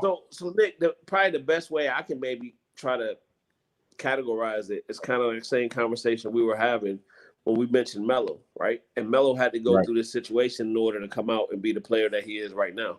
Right. So you had to get knocked off that pedestal and understand that the world revolves around you and this league is going to go on without you. And I think that was a clear sign of CP3 when they sent him to OKC. Yep. Exactly. With nobody. Okay. So I think he had to kind of examine himself to see, well, if I want to really get a chance to be, put back on this level or put on a team where I can be this player and have a chance to win, I got to change something around and lead these young guys and show them the way. Right. And it's all going to go down the drain, Kenny, if he goes to New York. That's a rumor. New York Knicks want him. The New York Knickerbockers. They want CP3. We do to build around stuff all the time, man. They want a 36-year-old man to build around. Right. Not enough trash cans in New York. They're gonna have CP3 and LaMelo Ball in town next year. Why? Yeah, I heard they eyeing LaMelo. Yeah. Yeah. I don't know. I don't know what's going on in New York, Coach. We could do a 2-hour episode on New York. So Hey, I think if anything, they'll be exciting to watch. for sure, yeah, no, they're gonna bring in money. They're gonna bring in the tickets. Yeah.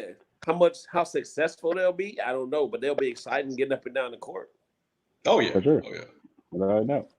All right. Well, I appreciate you guys' input on this start bench cut. I'm going to throw in a little surprise to you guys. I got a new gen coming in, a YG, as Coach would say. Mr. Drew. Drew's going to give his input on the start bench cut. So, Mr. Drew, can you hear us? Can you Yes, see us sir. well? Yes, sir. Howdy, fellas. How you doing? Drew, what's going on, man? What's up? What's up? All right. So, start bench cut. This is who I got. I'm actually going to go with the 80s guys, and I'm going to cut CP3. Oh, my God. And I then, didn't bring you in to do this. hey, I'm trying to be as truthful as possible, okay? I know that I'm young like you are, Nick, but I have to be honest. And it's a tier break. It's IT Stockton, 831B, and CP3 is a lot farther down. Right. I'm sorry. But so yeah, I'm gonna cut CP3, and then I just went with IT over Stockton. So I'm going to start IT. I'm gonna bench Stockton. It's kind of to the point of he's more of that leader. He's more of that alpha on the team. He can kind of take over in games. He has that drive. So that's where I just took IT. You know, he's a champion. Stockton did have Malone, so just because of that one extra factor of being that alpha, I went with IT. But it's really close between those two. But I do think there's a tier break. Nick and CP3 has got to get cut. I'm disappointed. Nicholas, you've always just a minute. I mean, if Stockton was playing in this, I think Stockton could play in this era. I really do, and I think he would tear it up in this era. Now, not by himself. He's not a franchise player, but he had, like I said, a Giannis, Anthony Davis, or with LeBron. I think that, oh my gosh, so Stockton would tear it up in this league right here, because the point guards that are coming out now, they don't have that mentality to where they got to think mentally in the fourth quarter. Who do I give it to in the fourth quarter to win it for me? All thing they thinking about is coming down, hitting that three from half court so I can win this game, or get a 4-point play like Harden does. Let me see, can I get a 4-point play? None of them has a mental aspect of what a point guard, a true point guard is, which is team ball. Everybody, get everybody involved. Now, when it's your turn to shoot, when you need to get a basket, yeah, you can go to the hoop and do it. But when it's somebody else is open, you got to give it to a Steve Kerr, John Paxson, or whoever's on the wing. You got to give it to them. I mean, and that's. I think Stockton would tear the lead up right now. I really would, with an elite player on his team. Wow. I'm mad. I'm the outlier right here, because I can't agree with any of you at all. I'm cutting John Stockton. Why? Because he's getting cooked on defense. I understand he averaged 2-3 steals a game. Congratulations, you averaged 2-3 steals a game. He is undersized in this generation, and so if you put him in this generation, you have guards like Ben Simmons, Luka Doncic. They're going to destroy him on the defensive end. He is a liability. He's sorry. He's like 6'1". He's like 6'1". He's getting cooked, Coach. He's getting cooked. He's getting cooked on defense. Yeah, that's right. And Trey, Trey Young, my size, right? Trey Young is my size. We're not talking about CP3 versus Stockton versus IT. No. We're talking about all these guys matched up in this generation. In this generation, the point guard is getting taller and taller. You guys know this. It's getting bigger, more athletic, more strong. He wouldn't survive on the defensive end in this generation. I know for a fact he would. Stockton would be the first one to give Ben Simmons an elbow. Elbow Ben Simmons in the ribs and say, "Go by me again. Go by me again." Look, and Ben Simmons will just go like this. Okay, all right, I'm gonna just put this layup right over. He's too little. He's too small. I'm sorry. I'm cutting him. Nick, I don't mean to cut you off while you're giving your rundown here, but aren't all these cats the same size? Thank you. But listen, you're not hearing me out. But listen. one of them played in a generation, right? They play in this current generation, and I don't think y'all remember. CP3 has, I think, 4 to 5 all defensive team selections, all first team NBA defensive selections at like 6'1", 6'2", because he can survive in this era. John Stockton would not survive defensively in this era. I'm cutting John Stockton. I'm starting CP3, and I'm benching IT. Okay, that is it. That is it. Okay, we're not gonna dog me. We're not gonna get on my head. Who'd you say? Who said we're playing in this era? Thank you. No. We're starting benching and cutting in this generation. Like you pick right now today. Okay, so does that change your 3? No. Well, still. well, in that case, I'm gonna bench and cut the players who are retired. Like, if you take about today's NBA, CP3 is not where he was back in his prime. You know what I mean? So you have to tell about their entire career. And the other thing, to go to Mr. White's point, is that Stockton, the way that I would compare him to today's player would be like a Tony Parker, right? He had that power forward in Duncan/Malone that he could run the pick and roll with. Parker, yeah, he was undersized, and maybe he might have gotten bullied when they had a switch on LeBron, this and that. But like at the end of the day, he still plays a point guard position. He still goes up and he's going to run that pick and roll. And John Stockton averaged 2 steals a game. So how's that a liability when you literally get a free possession twice a game? Like, he is still a good defensive player. I didn't say he was a bad defensive player. I just said in this generation, in this era, because that is what the question is, he's getting baked, completely torn apart. Okay? That's it. We're going to move on. Everybody okay with it? No. I think he could adapt. Me too. I do too. John Stockton is underrated. Underrated defender. I do. Yep. I do. Okay. All right. Look. Just from his toughness. Majority rule. To me, John Stockton is tougher than CP3. And that's your opinion, but I don't agree at all. At all. I understand. Nick, I'll throw something at you. I don't agree. I'll throw something at you. If the draft was going on, I would draft John Stockton over Russell Westbrook to lead my team to a championship. Okay, well that's reasonable. I understand that, because John Stockton doesn't wear two shooting sleeves and can't shoot. That's completely understandable. Completely understandable. I understand that. All right, we're ready to move on. We're going to move on to NBA awards, gentlemen. We're going to start from the less important ones, and then we'll work our way to obviously MVP. So we're doing it from this season, obviously. The reason why we're doing it is because just in case the season were to be canceled. Okay. We get canceled. Obviously, they might have to give out NBA awards. We don't know. But the first one we're going to do is Coach of the Year. Okay, NBA awards, Coach of the Year. I'm gonna let Drew start off first.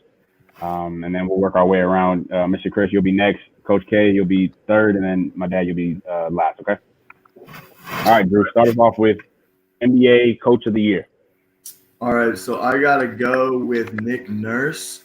I think that him and the Raptors program have not really even taken a back seat now that Kawhi's gone. Like, they've just been able to kind of maintain when they've lost one of the best players in the league. And like earlier, we were having a discussion, and we were like, oh, the Raptors, they've been doing pretty good. And we're like, yeah, they're the third, fourth. No, I think they're the fifth. They're the second team in the East. So they are definitely a championship contending team, and they lost their MVP championship winner with Kawhi. So I got to go with Nick Nurse. I think he's done a phenomenal job maintaining that program. I like the pick. So something happened with Mr. Chris, so we're just going to hopefully get him back in soon. But, Dad, I'll let you go second. Who's your Coach of the Year for this year? Yeah, I think my Coach of the Year is I wish you could get Cole Coach of the Year. I'm going to kind of wavery on this one right here, but I think it's between Frank Vogel and Nick Nurse. Frank, I got to give him kudos. Now, a lot of people would say, well, of course he's going to be winning those games or be Coach of the Year if you had LeBron and AD. Who wouldn't? No, I think that's absolutely false statement. I think, I look back at the Lakers back in the 90s and 2000s. when they were getting swept before Phil Jackson. I think they got swept twice in the playoff, 4-0 by San Antonio both times.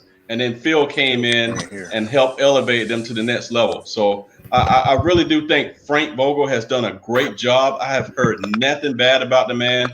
And look where he got him at. They the second best team in the league with LeBron and AD. Yes. And that's not a given. That is not a given. I'm sorry. I mean, not anybody can go in there and coach a figure like LeBron. I mean, LeBron basically wants to be the coach when he's there.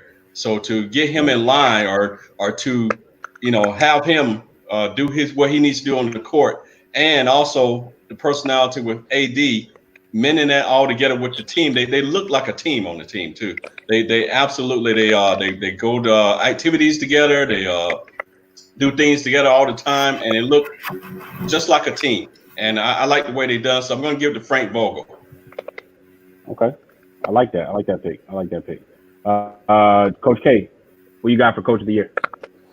So I think I'm going to follow up with Dwayne, and I'm going to go with Nick Vogel. Frank Vogel, I'm sorry. Frank Vogel. Just because the expectation, right? Coming in, he wasn't given the expectation. I don't think the Lakers did him any favors either by putting those assistants that they put with him. So it already seemed that he was going to be undermined, right? And it was like they were putting a coach in place. But to me, they really wanted Jason Kidd, or LeBron wanted Jason Kidd. For whatever reason, they had him on the bench. So as soon as something didn't go right, they were going to be able to fire Frank Vogel and then put Jason Kidd into that seat on an interim basis. Kind of similar how they did in Cleveland with T. Lue, right? So just from that standpoint alone. So, and I know we talked about this before, as far as how the pressure of and the expectation when you have a team that's supposed to do well, and to actually have that team do well, I definitely got to give it up to Frank Vogel. Okay, I like it. I think you guys made some good points. The expectation part, especially, Coach. I mean, it's tough to say, hey, come in and coach LeBron to a first in the Western Conference place team. That's right. A very hard expectation to cover, and he did a good job at it, especially handling the fact that he had Anthony Davis on there too. So I like you guys' and pick. their turnaround, getting them to the playoffs. Sure. I think that does still mean something. For sure. All right. So like I said, I don't know what happened to Mr. Chris. Something about how he couldn't hear us, but his pick was the Toronto coach. He agreed with Drew on that one. All right, gentlemen. Moving on to the sixth man. Nick, do you have anything? What'd you say? Do you have a pick for that? Mine was Frank Vogel as well. Okay, cool. Yep. I definitely think he did a great job over there. A sleeper pick would have been Brad Stevens too for me. I think Brad Stevens did a good job, especially handling the fact that he has Kemba now and then Gordon Hayward along with the rising Jason Tatum. So I think that's a popular pick as well.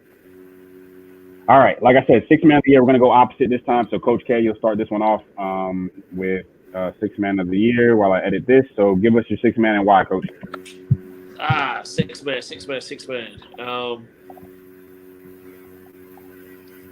You want a list of candidates? Yeah, give me a list of candidates.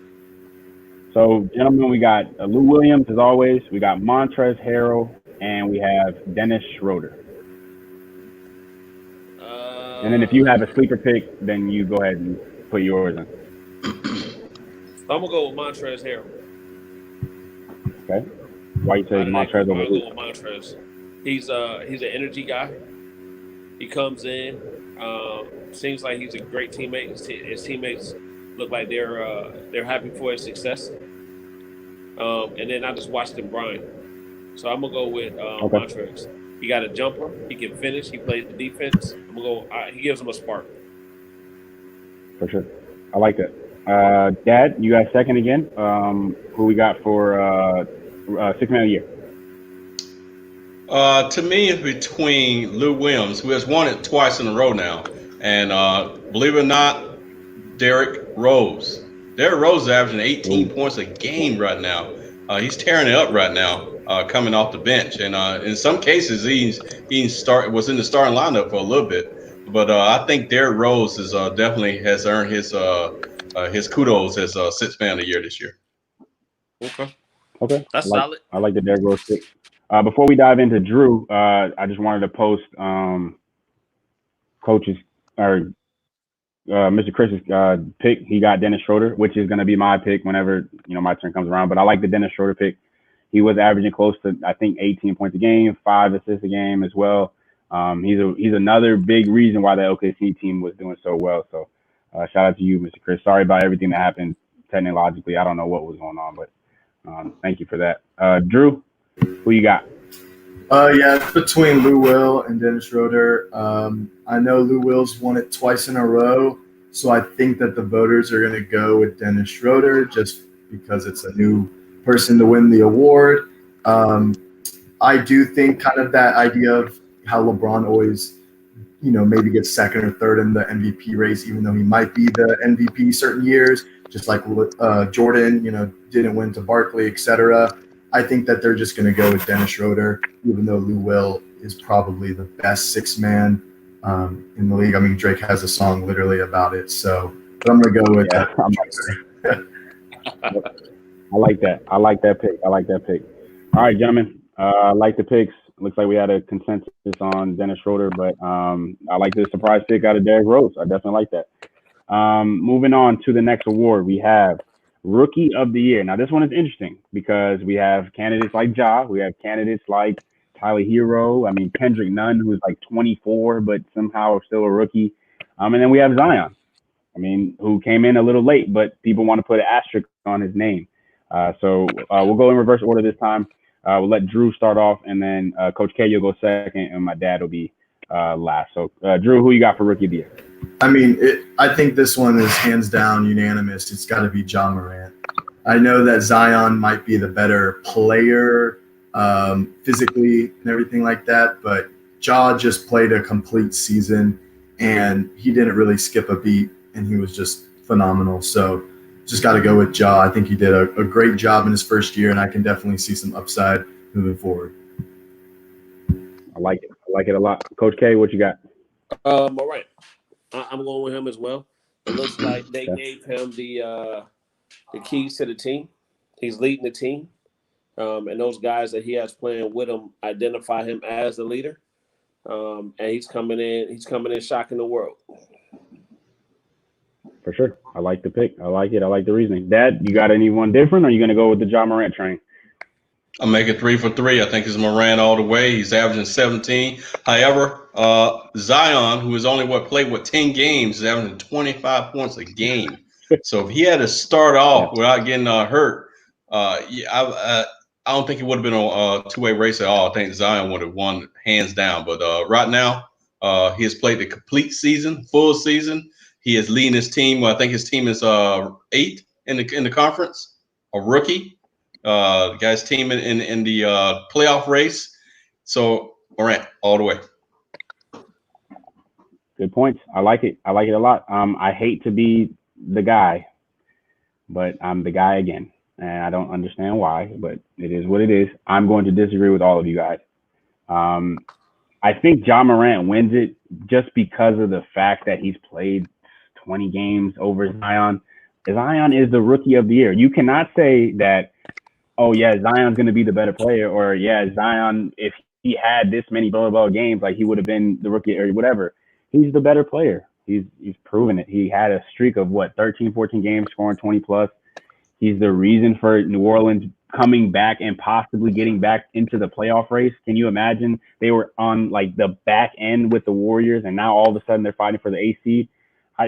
I have to go with Zion here. I'm sorry. I think Zion is the Rookie of the Year, but I think the NBA gives it to Ja Morant. So, all right.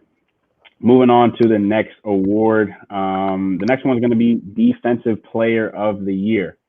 This is interesting. We had candidates like Embiid, AD, Giannis.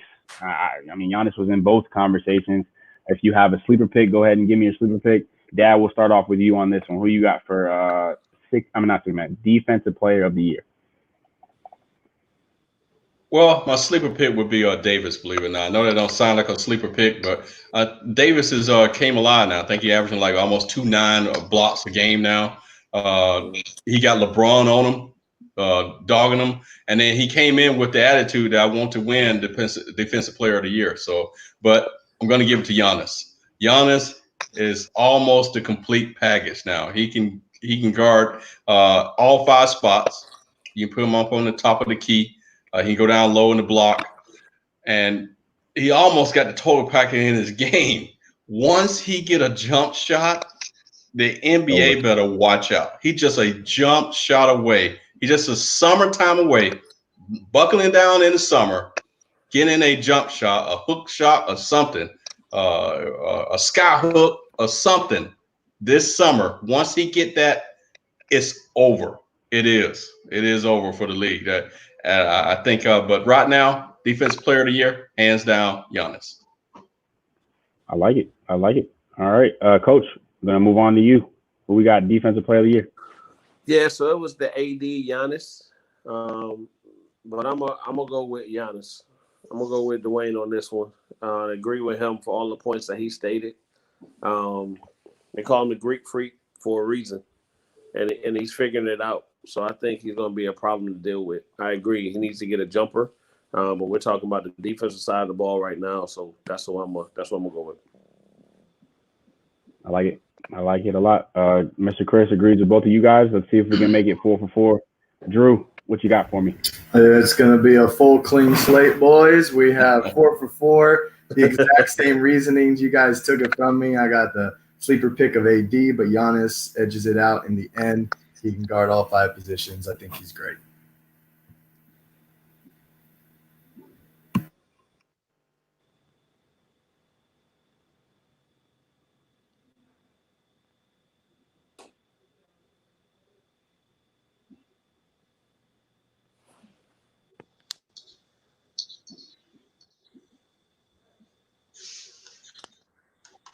Can you guys hear me?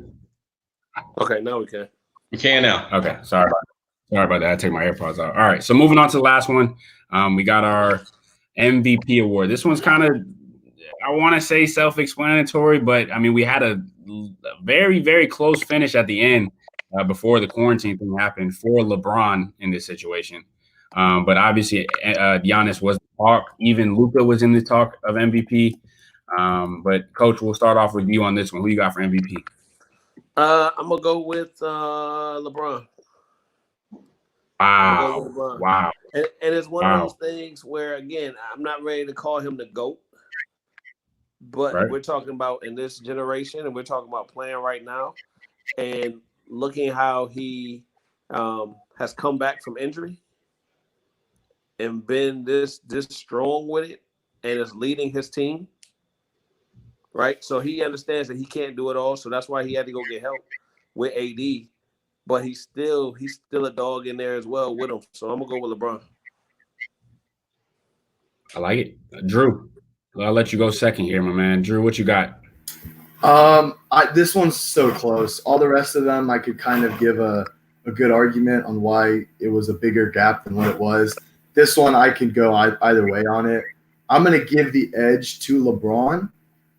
And that is solely for the idea that it was a story that evolved into LeBron kind of surpassing Giannis in this argument. It started with Giannis leading it early on.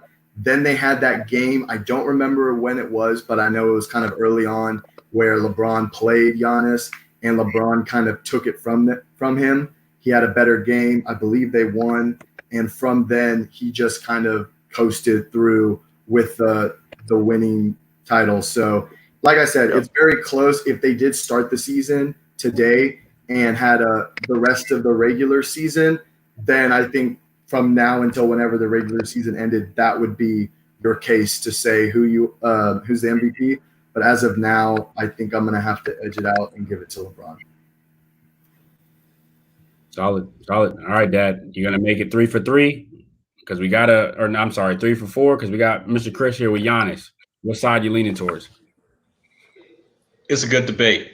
It's tied up between two of them because, but I'm going to edge out to LeBron because Giannis, believe it or not, he's leading. His team is the number one team in the NBA. He's right now leading his team. When he sits out, his team has a losing record, unlike LeBron's, who also has a losing record. But LeBron is playing the point guard right now. And I thought when I heard that he was going to play the point guard position for most of the season, I didn't think he would make it to the midseason because he's a 35-year-old man trying to play a point guard in this new NBA. And so for him to do that and excel at it, and also I saw him creating, I saw him going to the basket still. I saw him won a lot of games in the fourth quarter where he is still on the court and everybody else on the bench gasp. I saw a man using his mind like he should have been doing throughout all the years. And I think he's the true MVP this year. Now, yes, Giannis is there, but I think LeBron has pulled away, especially with that game. You made a good point there, Drew. That game where they played each other and LeBron got his revenge back because I think Milwaukee blew him out the first game. Yeah. Yep. Right. That's exactly what happened. Milwaukee blew him out first game. And then LeBron had a back-to-back, if you guys remember, with Milwaukee. And then right the next day, the Clippers. And he won both games 2-0. And I think he posted 30-point triple-doubles or close to that in both of those games. And that's when everybody started turning their heads and was like, wait a minute, we might have a race here. Right. In my opinion, I got LeBron too. I just think that he's in his 17th year. And he's still not improving, but he's still dominating, if that makes sense. You don't see that. You don't see that ever. And I mean, that's not a knock to Giannis. That's not saying I feel bad for Giannis because whatever. But I just think that if a guy's in his 17th year and is putting up a fight in the MVP race like he is, and his team is first in the West, he's the most valuable player in the league, without a doubt. So obviously Chris is the odd man out. I wish, Chris, you could post your reasoning to why Giannis is your pick. But until then, we'll just go ahead and move on to the next section of our debate, the last section of our podcast, guys, which is obviously our unpopular opinions. I had an unpopular opinion here the other day. Dad, I want to get you in on this because, I mean, Coach K, Drew, you guys were here. I mean, do you agree or disagree with this John Wall better than Kyrie thing? Absolutely not. John Wall is not better than Kyrie Irving. It's not even close. John Wall, basically, he has the what I want to put this. He's on a team where, especially during the early years when he started there, where he has to be the man. He is the man because there's no one else. That's before he got his teammate there. But when he is the man, where no one else, everybody else is trash on the team. Yes, he shines, he's bright and everything like that. But when he has another player or when he has to build up other teammates, he's just not the guy. He can't go to the hoop at certain times. You can cut him off. You can play defense against the hoop. His jumper is iffy. On the other side of things, Kyrie can go to the hoop with the moves, some smooth moves, anytime he want to go against whoever. He has a sweet J. He has a mentality. When he's thinking that the earth is round, that's the only when he thinks the earth is round. He has a mentality to take over a game. He can take over a game once this game is on. His basketball skills are by far, it's no comparison to John Wall. I think who's the guy that brought up John Wall? I think he's the president of the fan club. He had to say it. He was forced to defend John Wall. And I think that was his reasoning. He didn't have no choice. I totally agree with you. I don't know where or what he was smoking, but he was definitely on something that day. Coach Drew, do y'all have anything on that just to add on to the Kyrie thing, or y'all just want to leave this alone? I 100% agree with Dwayne on this. John Wall is athletic. Kyrie has skills. Yep, you talked about it. You talked skill. I mean, a lot of people look at athleticism as the key to success nowadays, so we don't know where that's coming from. All right, so I saw this debate, obviously, in ESPN. I know you guys have seen it. I'm going to post it here for you guys to look at it, if I can get it up. How many points a game does Jordan average in today's game? We've seen players like Channing Frye say that he wouldn't average close to 40. It would be tough for him. Does he average the same? Is it decreased? Is it increased? Do you think he's even a better player than he was in today's generation? Coach, I'll let you start this one off. What you got for me? So what's Jordan we talking about? What year? We talking about Let's go Jordan, championship Jordan? Yeah, let's go with prime Jordan, championship Jordan. Okay. So no, I think he averages what he averaged then, right? So the league has changed now where you have guys as athletic as what Jordan is. Right. So we just talked about the athleticism. Jordan didn't have a strong skill set. Jordan was more athletic and just had that will to win. Right. So I think we now have guys, a Giannis, that could possibly guard Jordan because he's just as athletic. A LeBron James, I believe, could guard Jordan. We got guys out here that can guard Jordan and do a pretty good job, I think. So even though, the hand checking and all this type of stuff, I don't think he would average, I don't think he's averaging 40 points a game, though.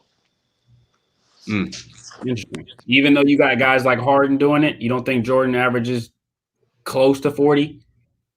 Jordan's jumper isn't that solid. Harden is for one, he's driving to the lane, so he's getting ticky-tack fouls, right? So maybe with that is Jordan, but a lot of his stuff is step-back threes, and that was never Jordan's game. Jordan's mid-range, and he could definitely hit a three and hit several threes, as we've seen in that one championship game during the championship series against Portland, but consistently, no. Okay, I like that. Thank you, Chuck. Drew, you up next, man. What you got on this take? How many points does Jordan average and why? Okay, so I'm going to give reasons on why he's going to increase and decrease and whatever. At the end of the day, it's going to stay about the same in the middle. So here's where we're going to go with it. Jordan is going to play in this new era where the three-point line has extended the help defense. Okay, back when he played, you had all these guys kind of clogging up the lane, but he could still score. So that gives him that tick up to say, okay, he's able to get to the rim, and that help defense is not going to be able to hit him. Also, if they do even touch him, he's going to the free throw line. He's got a great free throw percentage. He's going to score, just like your point about the Harden. The problem is the whole three-point game and how we have better defenders nowadays. You see all these game-winning shots where the defender is flying one way because he crossed over and he's by himself shooting. Well, I don't think anybody's going to be falling over. There's going to be someone in his face. He's still going to hit a lot of those shots, but we have these Giannis, Kawhi, LeBron James who can guard him a little better. Like I said, he's going to be one-on-one. There's not going to be help defense, but there's better defenders. I think it kind of evens out in the middle. He's still going to be able to get his. He's one of the best scorers to ever play the game. And in today's game, there's more players that will average over 30 points, where back then it was about 3 players that would average over 30 points. So all of that being said, I think that it kind of evens out. It's just a different way that he scores. A lot more dunks, less jumpers in the middle, because it's kind of that 3-point or dunk, either or. So, yeah. For sure. The mid-range is essentially vanished. It's gone. So I definitely see your point. Good points, Drew. I like that. Dad, you the last one on the list. You think he averages more than what he was, close to 40, or you think that decreases? I think a little more. And I think because Jordan, he worked on his craft during the summer, which is any basketball player wants to do anything. A championship was built, to me, during the summer. Jordan, just like Coach K said, Jordan didn't have a jumper when he first came in the league. It was okay, but it wasn't as good as it was now. Jordan was a dunker. He was a slasher when he first came into the league. But then once he learned that the Pistons would knocking him down to the floor and players was coming in, clogging up the middle, he realized he had to have a J to mix things up. And he worked on that during the summer. I think one point during the series that we saw, the documentary, that after he lost to the Pistons, the next day he went and worked out in the gym and stuff. So because of philosophy like that, Jordan, Kobe, Steph Curry. Those guys are great because they work on their skills off season. They practice. They work on their skills to become like they are. Now they have that blood and mentality in them, but they become even greater because they work on their skills. A lot of these young cats nowadays don't do that. They go to Bahamas as soon as the NBA season's over with. And I'm not cracking on them. There's nothing wrong with that. But they don't work on their skills until like 2 weeks before the season starts. And that's what's killing a lot of them. The ones that do, they're great. KD, for example. KD, a lot of people don't know that he goes around all around to place in little gyms and just show up and play games and players playing outdoors and stuff like that. All of a sudden, he'll show up in a park and just start playing ball with them. And he does that all summer long. He plays ball mostly all summer long. And look where he is. He's great. Kyle Lowry. Kyle Lowry admits he takes the summer off. I mean, and look where he is. I mean, so Jordan would come in with that same mentality he has now. He would hone his craft during the summer. And I think he would come in and absolutely just dominate the league like a Curry, like a LeBron, all them, because he works on his craft and improves his skills even more. So yes, that's the reason why I think Jordan will average more now because what he do mentally compared to some of these young guys nowadays. The summer means summer off for them. Can I ask what was Kobe's average? Kobe averaged, I want to say, close to 28 a game. Okay, so I would mirror Michael in that same point range, right? You're saying if it was if it was anybody that was as close to Michael, it would have been Kobe. So if Kobe's putting up career numbers 28, 30 points a game, I'm not going to give Mike that much more when he had that same mentality, that same work ethic. But just, so I'm that's kind of another reason for me going with that. Think about it, though. To your point, I see what you're saying because Kobe's like Michael Jordan Jr., essentially. Right. Kobe played in the 2000s. His prime was 2000, 2010. I think that's a totally different generation than it is in the 2010 to 2020. So do you think, even though he did mirror Kobe a lot, do you think that he still averages Kobe numbers even in the 2010 to 2020 era, even though Kobe was in a different generation? Do you still think that? I do. I still think that. Okay. Yeah, okay. I still think that. Okay. Sounds good. So I would give. I like to take. If I had to put a number on it, because what 35 or less. Okay, 35 or less. Dad, you going 35 over or under? Even, just 35. And like I said, the reason for that, like I said, I think Kobe went to Jordan. We didn't realize that until at his funeral that he was called. It was rumors that he was calling Jordan all the time, but apparently he was calling Jordan all the time. I said, "What will you do? What will you do? Hey, how would you improve this? How would you improve this?" Right. So Jordan will already have that that mentality or that skill already ready. And then, like I said, Kobe worked out during the summer. He went to the gym a lot. I mean, he did what it took to build his craft up. And and a lot of these players, they could be in the same category. They would just have that mentality. Shaq would have had 10 rings if he had that mentality. But we know what Shaq did during the summer. So, and So, and I guess my other point to that, right, is if we're talking about here and now, the game is different, right? So you can go average 40, but how successful are you going to be? How successful is your team going to be? Yeah, that's the difference, though. Mike's going to go out and win games. He's not going to put up 40 and be play with. Because now if you're getting all these shots, and it's kind of like we've seen the uproar and the dysfunction that can happen. I don't think nobody's just gonna bow down to Michael Jordan coming in and getting 40. So you think he has an empty 40 a game, empty 35 a game? I'm sorry. Right. So I think 35 is reasonable. Yeah. But it doesn't translate to wins because nobody will play with him, so to speak. if he was the same Mike, if he was the same, I'm cussing everybody out and all of these type of things. If we picked him up from the 90s and put him in the 2020, the same person, I think he would struggle. Yeah, prime example, the Wizards. Wow. He broke Kawhi Brown mentality. He broke him down. He was nothing after Jordan got through yelling at him and cussing at him and stuff.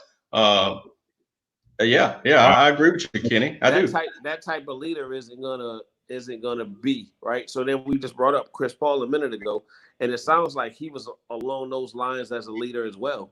And we kind of see where that's gotten him. That's a good take we dove into. So you two think that Jordan in this generation does not win 6 rings? I think the point that he's trying to bring up is that his mentality and his kind of basically his teammate grade does not allow him to recruit players. In today's society, you have to actually go and be someone that's recruitable, because you can't have your Jerry Sloans and whatever go and get players themselves and sign free agents and trades. In today's, it's all free agents, very little trades, and it's also more, I want to play there. I don't like, you get to choose where you want to play. That's why Wade and LeBron teamed up. That's why you got Kawhi and Paul George, teaming up. What his point was saying is that they're actually going to not entice anyone else to play with you, and you're going to get a bunch of role players, not superstars, and then you're going to struggle because you are going to put up 50 points against the Celtics or whatever, but that doesn't matter because you're not going to win the game. So I think that's what he was trying to say. Empty. Yeah, Empty. definitely. Thanks, Drew. I like it. How's it going? I like that. Good job, Drew. I like that. All right. We didn't get any unpopular opinions in the comment section. So me and Drew did this take the other day. We were on Instagram, my Instagram live.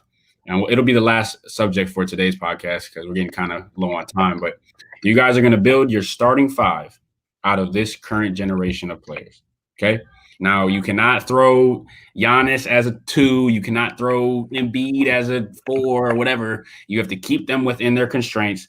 Obviously, I'll give a little leeway. Paul George can play the 2-ish kind of. Kawhi, he has to stay as a 3.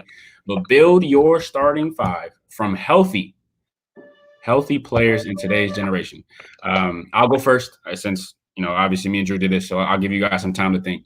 Mine, I think, Drew, was Dame, Clay, LeBron, AD, and Karl Anthony Towns. So that was my 5. I think Dame and LeBron would mesh well because Dame is essentially a Kyrie 2.0. I think we saw the effects of what Kyrie was with LeBron. I think it'll work. Clay, I've said this multiple times, can fit within any starting 5. You plug and play him in any system, he's going to thrive. He's a 2-way shooter. It's going to thrive in anything. AD, we don't need to talk about that. He's a top 3 player for a reason. And Karl Anthony Towns is my sleeper pick because I think Karl Anthony Towns gets the Kevin Garnett treatment. And I say that not only because he's in Minnesota, but I think that he gets undervalued because he plays in Minnesota. I think that he's a great shooter. I think he can play in the post, and he can handle the ball. I don't know if a lot of people know that. He can handle the rock. He's a little soft. I'll give you guys that. But I think him at the 5 spot, surrounded by LeBron, I think LeBron will turn him into an animal. I'll let Drew go next since he's compiled his thoughts already too. Drew, build your starting 5 from today's current generation. All right, so I'm going to switch up my shooting guard because I was thinking about it last night, and it doesn't mesh well with my new team. That does mesh a lot better. So here's who I got. I got Steph Curry at the 1, the point guard position. Then I'm going to go with Clay at the shooting guard. I had James Harden, but with who I'm going with, I just don't think that ball dominant player is going to kind of flow with everything. So I'm going to go with Klay Thompson at the 2, LeBron James at the 3. I had Giannis at the 4, and then I had AD at the 5. That's who I got. Solid. I don't think I had any debate on that. I don't think I had any. I mean, the James Harden substitute, I like that. I like the Clay substitute for James Harden. So I think that team works out well. All right, Dad. It looks like you've got a little bit more compiled than Coach. I think Coach needs a couple more seconds, but Dad, I'll let you go ahead and start. Build your. Okay, all right. Well, look, Dad, we'll let you start with your 5. I'll go last. All right. Dad, starting 5. Give me a point guard, a true shooting guard, true small forward, true power forward, true center. Sure. I think I go with Steph, of course, point guard. I'm going to go with Ben for my shooting guard. Excuse me. That's what I wanted to see. I saw only one person got it. Nicholas got it. I said Ben Simmons for my shooting guard. I wanted to see who got that. No, you didn't. You didn't just say that. Ben Simmons for my shooting guard, right? No. God, no. Don't do that. All right. Don't do I that. just want to see who would get that though. Ben and shooting in the same sentence. Yeah. Not anymore. No, I'm going to go with Steph. I'm going with James Harden for my shooting guard. I think that Steph be the point guard, Harden be the shooting guard, Giannis will be in the middle. Then after that, I think I'm going to go with Mr. AD. I'm going to put him as a power forward. So that would be my starting 5 right there. But you missing? Wait, did you 4 or 5? Because you got Steph, James. You got Steph, James. Morant as the 3. I'm sorry, Morant. I will make him a 3. Wait. Okay, so you got Steph. I got Steph, Harden. We go. Okay, we'll go. No. Go Steph, Ja, Harden, AD, or Giannis, AD. You like Giannis, that? AD. Yes, that's what I do. Wow, you got John. Your AD 5. I like would be my 4. Yeah, AD would be my power forward. I'm putting Youngers in the middle. Or no, AD would be your 5 because you got Giannis at the 4. What's that? No, because you got Giannis at the 4. You got Giannis at the 4, AD at the 5. Right. Yeah. Okay. All right. Interesting. The Ja Morant's tough. Coach, what you got? Starting 5. So this squad right here would do it all. All right, do it all. So I got Ben Simmons at the point. What? Yeah, you Ben lost Simmons me at the point. Then I got Kawhi at the 2. Then I got LeBron at the 3. Then I got the Greek Freak at the 4. And then AD at the 5. Okay, I'm gonna stop you. I told you that Kawhi can only play the 3. What? He can only play the 3? Yeah, give me a 2. Give me a true 2 guard because that's not fair. If you put LeBron and Kawhi, that's not. Whoa! You said what would be my 5?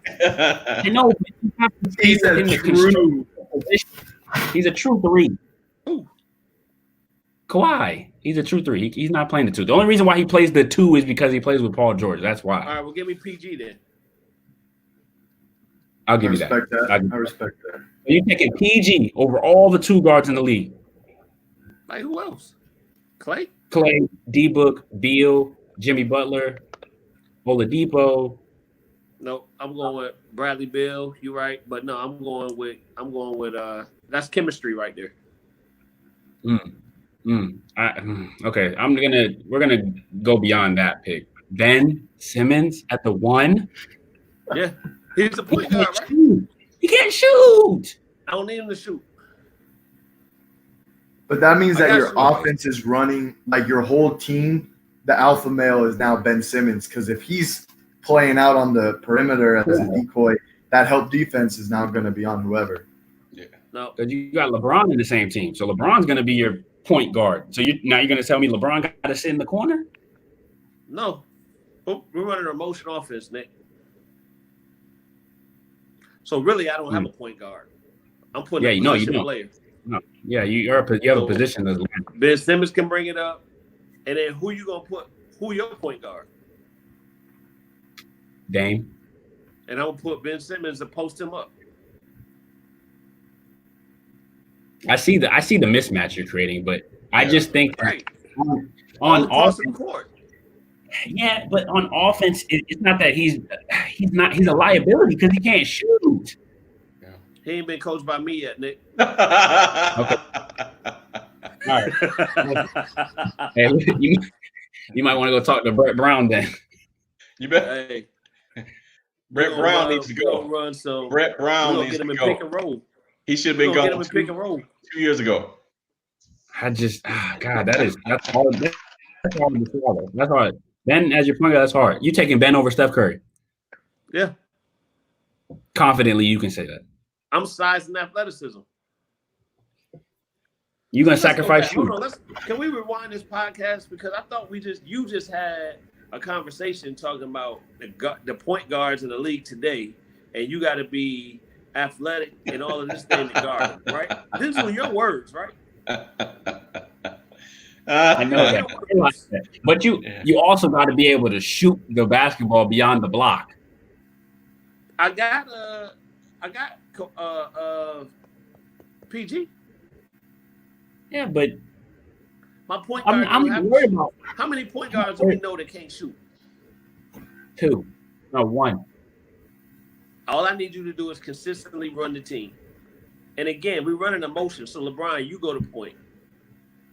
Bring it up. Ben, you go post. I see. No, I totally. Look, I got size and athleticism across the board.